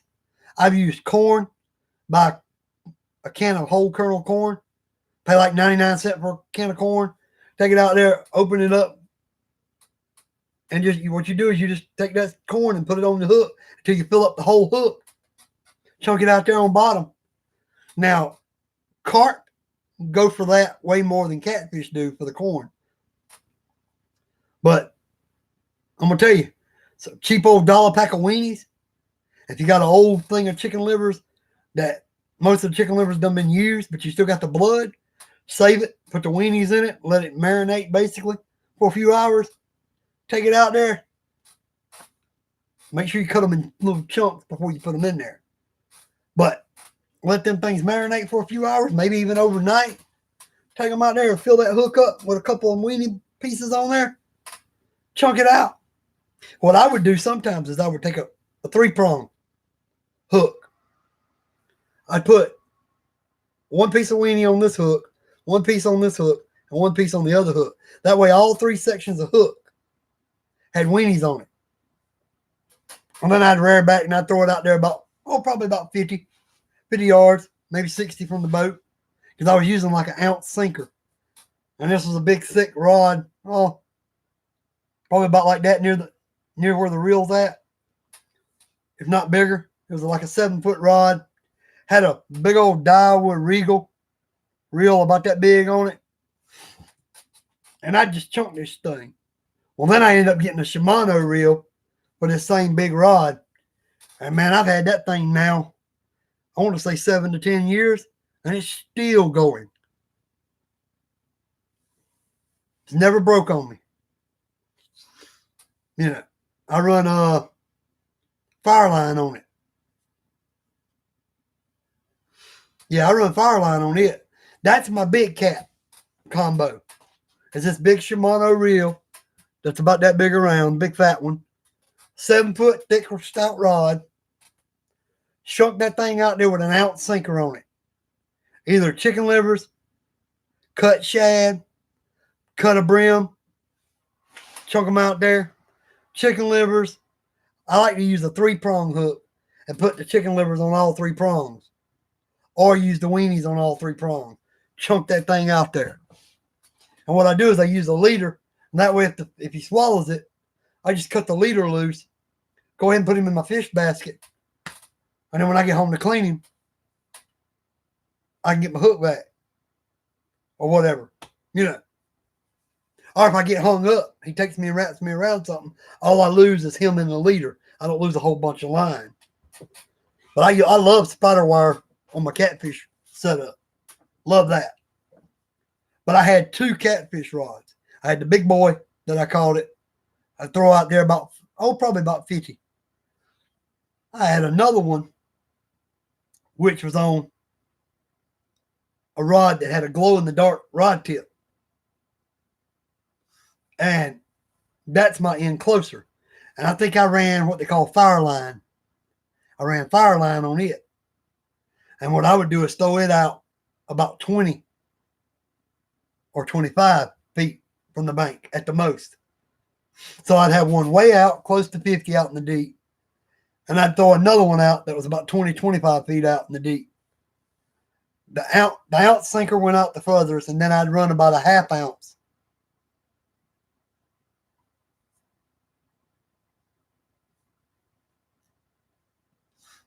Well, let's put it this way. I've had that one rod and reel combo. It didn't come as a combo. What it was, I bought a cheaper made catfish rod, and the reel went crap on it. The reel wasn't worth a flip, but I really liked the pole. So I went back, and that's when I run up on that. I think I was at a garage sale or something, and I ran up on a Shimano, and this thing was fat. I'm like, that would make a good catfishing reel. It just looked too thick. It looked like it was something you'd use for fishing ocean. You know, it's big old fat reel. And I'm like, I got it for cheap. So I just went and put some fire line on that thing, put it on that pole, started running an ounce sinker on it. What's up, Inquisitor Zane? Nice to hear from you, my friend. But yeah, I'd run an ounce sinker on that thing, throwing. What I'd do is I'd get the spider wire that was 50 pounds strength, but through like a 10 or 20 pound. So that way you still get good castability. I mean, you could cast this thing. And if you put an ounce sinker on it, you were throwing this thing 50 yards or more when you lobbed it out there.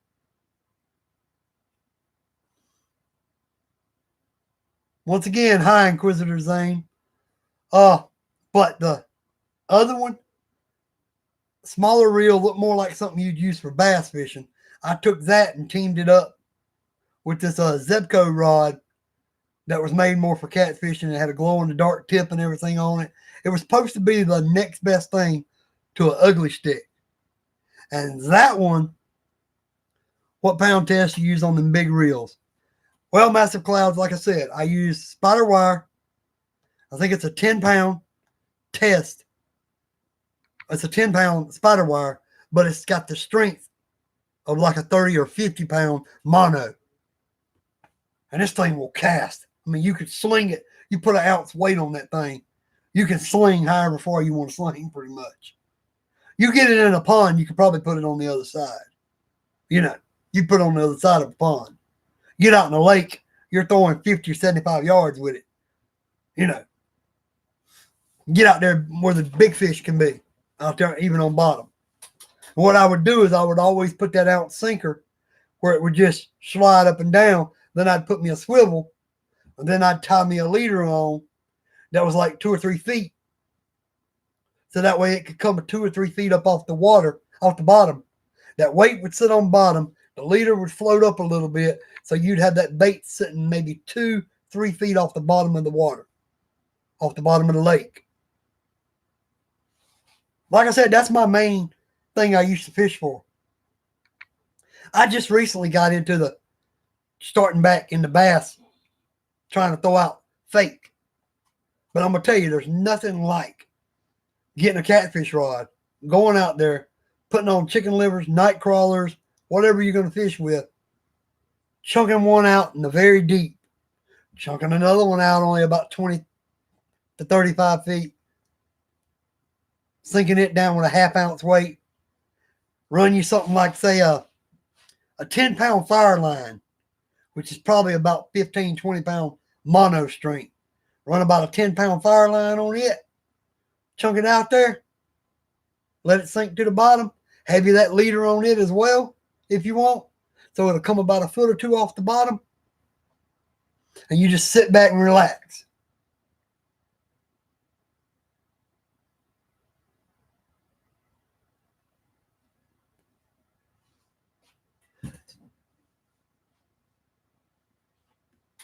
Oh, you're trying to say you in the real South, you in South Canada is better. Well, bro,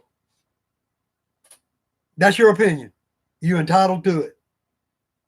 You know, I'm not going to argue with you on what land is better. You know, hey, if you want to come on here and argue, you know how you got in here? Leave the same way. We're on here talking about the hobby, having fun. If you're just on here to criticize, go back out the way you came in.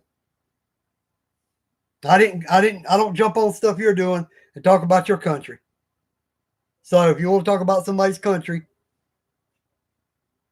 don't let the door hit you where the good Lord split you.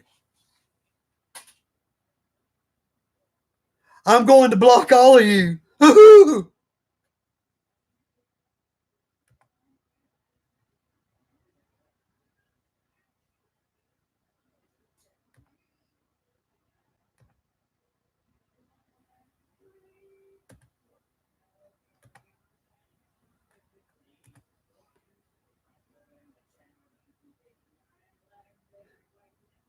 So that make you want to go fishing, huh?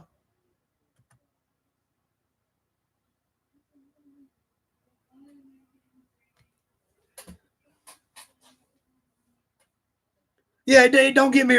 I don't understand that, man. I do not get on anybody's channel on a live stream and make fun of what they're doing. If they're good enough to come online, put their face on screen and talk about what they love, I'm going to be respectful. If you're on here talking about your baby seal you're raising, I'm going to give you respect because that's what you're doing. People get me. They go online and waste their time trying to say, oh, my country's better than yours. Come on, man. I have never knocked Canada in any of my videos. Any of them. There's parts of Canada I love. But I don't know if I could live there because it gets too cold there, I think, for me. I complain about how much cold we get here. And we don't get no kind of cold compared to Canada. We don't get no cold compared to like Wyoming and places like that. But I deleted him. And I went ahead and reported him. I mean, because you come on here, you know. He wanted to come over here and start an argument saying that his South is better than my South. He lives in the south part of Canada. I live in South Carolina. I've never said South Carolina was better than Canada.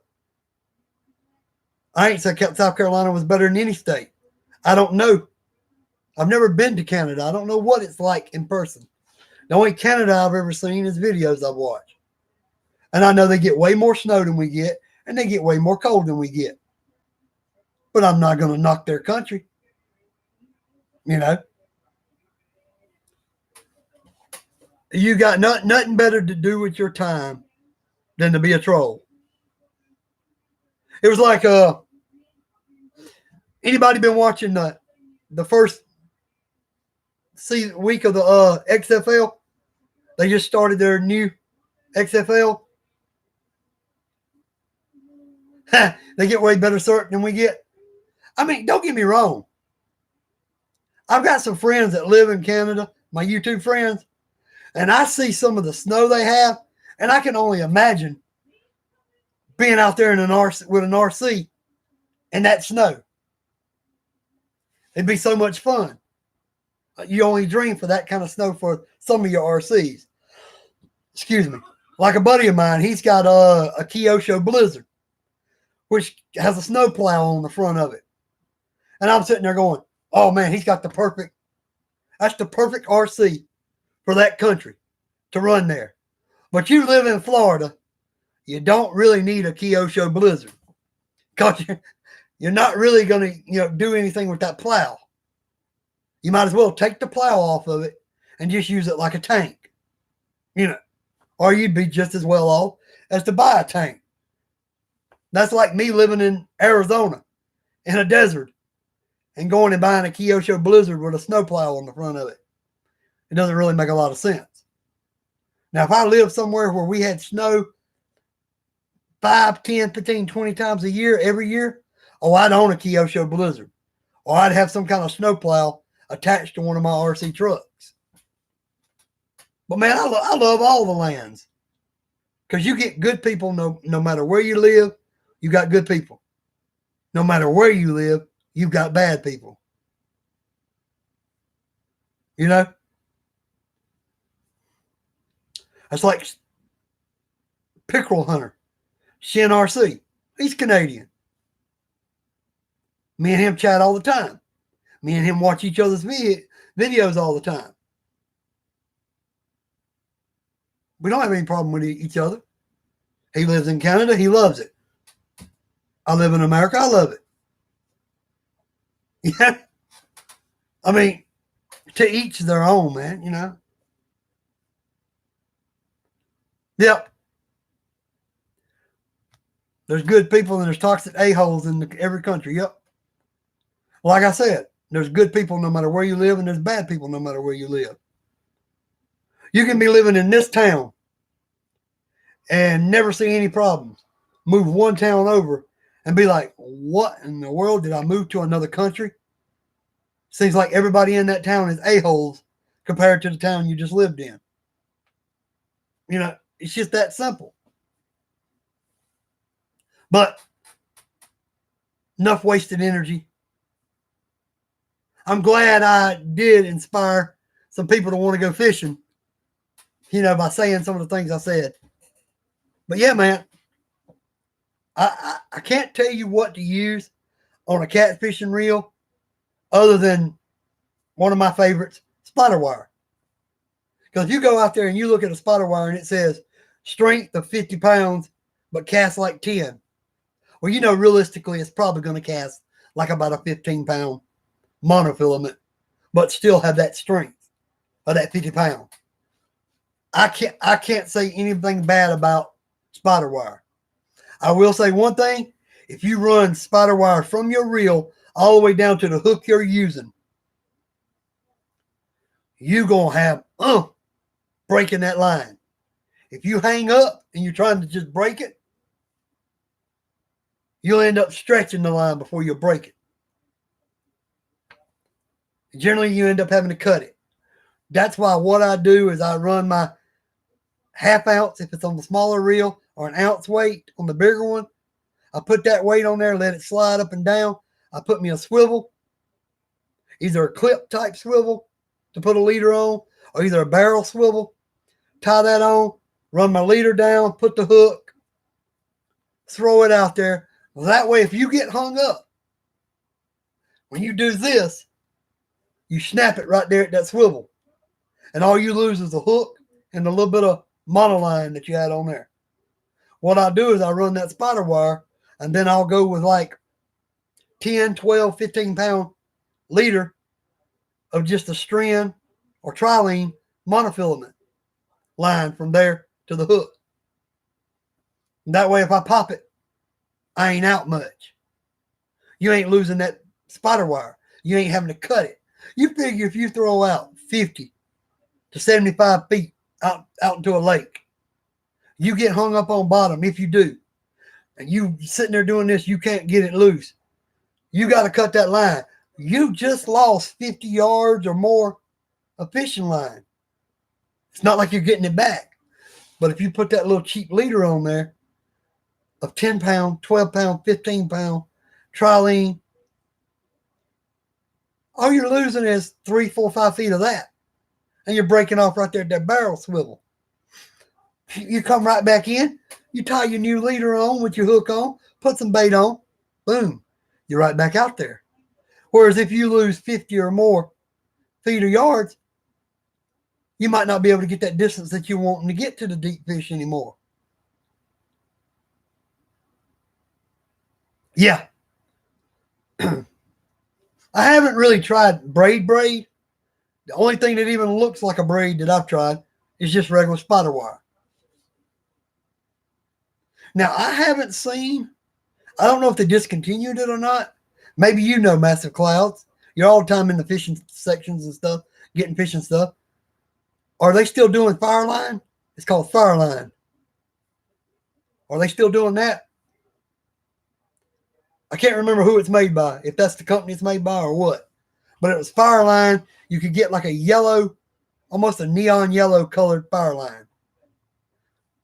And I used to buy that in, I think it was 10, 12, or 15 pound. But it had like double the strength of what it was. If it was a 10 pound, it was 20 pound strength. If you got it in 15, it was like, say, 30 pound strength. I always grab a stick, wrap it around it, and pray it breaks at the hook knot. It might have been Trilene Fireline by Trilene. I can't remember who the maker of it was, but it was a yellow colored line. And if you bought it in 10, it had the strength of 20. And if you bought it in 20, it had the strength of, like, say, 30.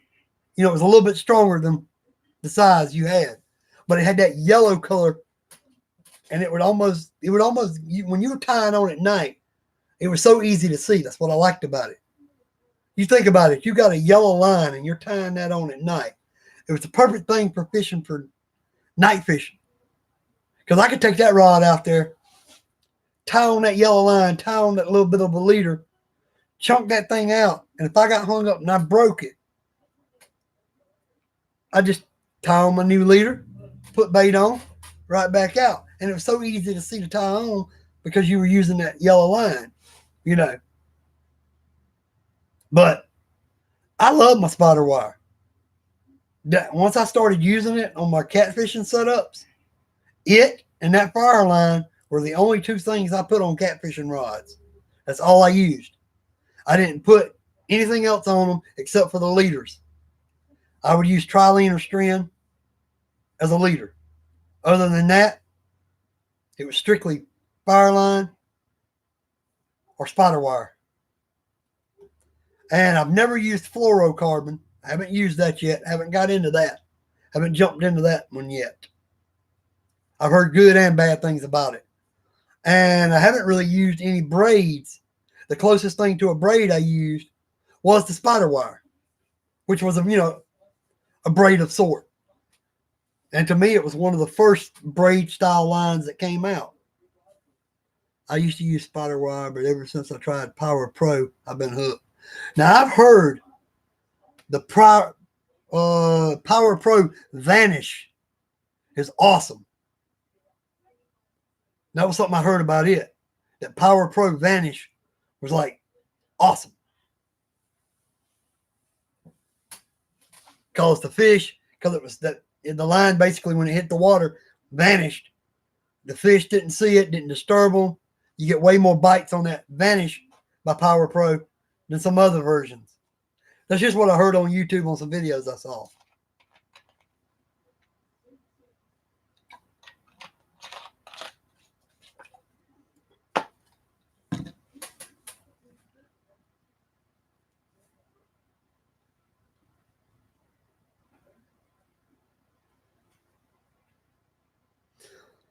But Massive Clouds, when you get a chance, and Inquisitor Zane, if you're still on here, I just did an RC video that I uploaded before I started this chat. I have 4 rolls of that. Cool. I just did an RC video that G-Made saw back in the woods. It's Old Blue in the Woods. If you get a chance, have a look at it. Tell me what you think of that Jeep in the woods. But guys, fluorocarbon, not sure if that's good for catfishing. I saw that uploaded and hadn't had a chance to watch it yet. That's a pretty cool Jeep. Well, guys, I'm going to get ready and end it because I've already been on here a couple hours on this end. Has a lot of memory. Yeah, I heard, like I said, I heard good and bad things about the fluorocarbon. I've heard good and bad things about braid. It's like certain lines are better for certain types of fishing. Certain lines are better for other. I don't think I would try. I don't think I would try fluorocarbon at all if I was going to catfish. I think I would just keep that for bass fishing. Okay, man. See you next week. I really want to go fishing now. Hey, man, get out there. If it's only for an hour, even if you don't go that long, just go out, take a old rod, take a little bit of tackle, throw out for about an hour. If you ain't doing nothing, go home. You know? Too expensive to use fluorocarbon for catfishing. Yeah, to me, just stick with spider wire or stick with some good monofilament, that's real good that you trust, for catfishing. And save most of your braids or your fluorocarbons for, say, bass fishing. And as much as brim and crappie get me hung up, I'd probably just use monofilament for them most of the time. But guys, have a great night. I appreciate y'all tuning in and listening to what I had to say. Hope y'all have a great night. Peace. We out.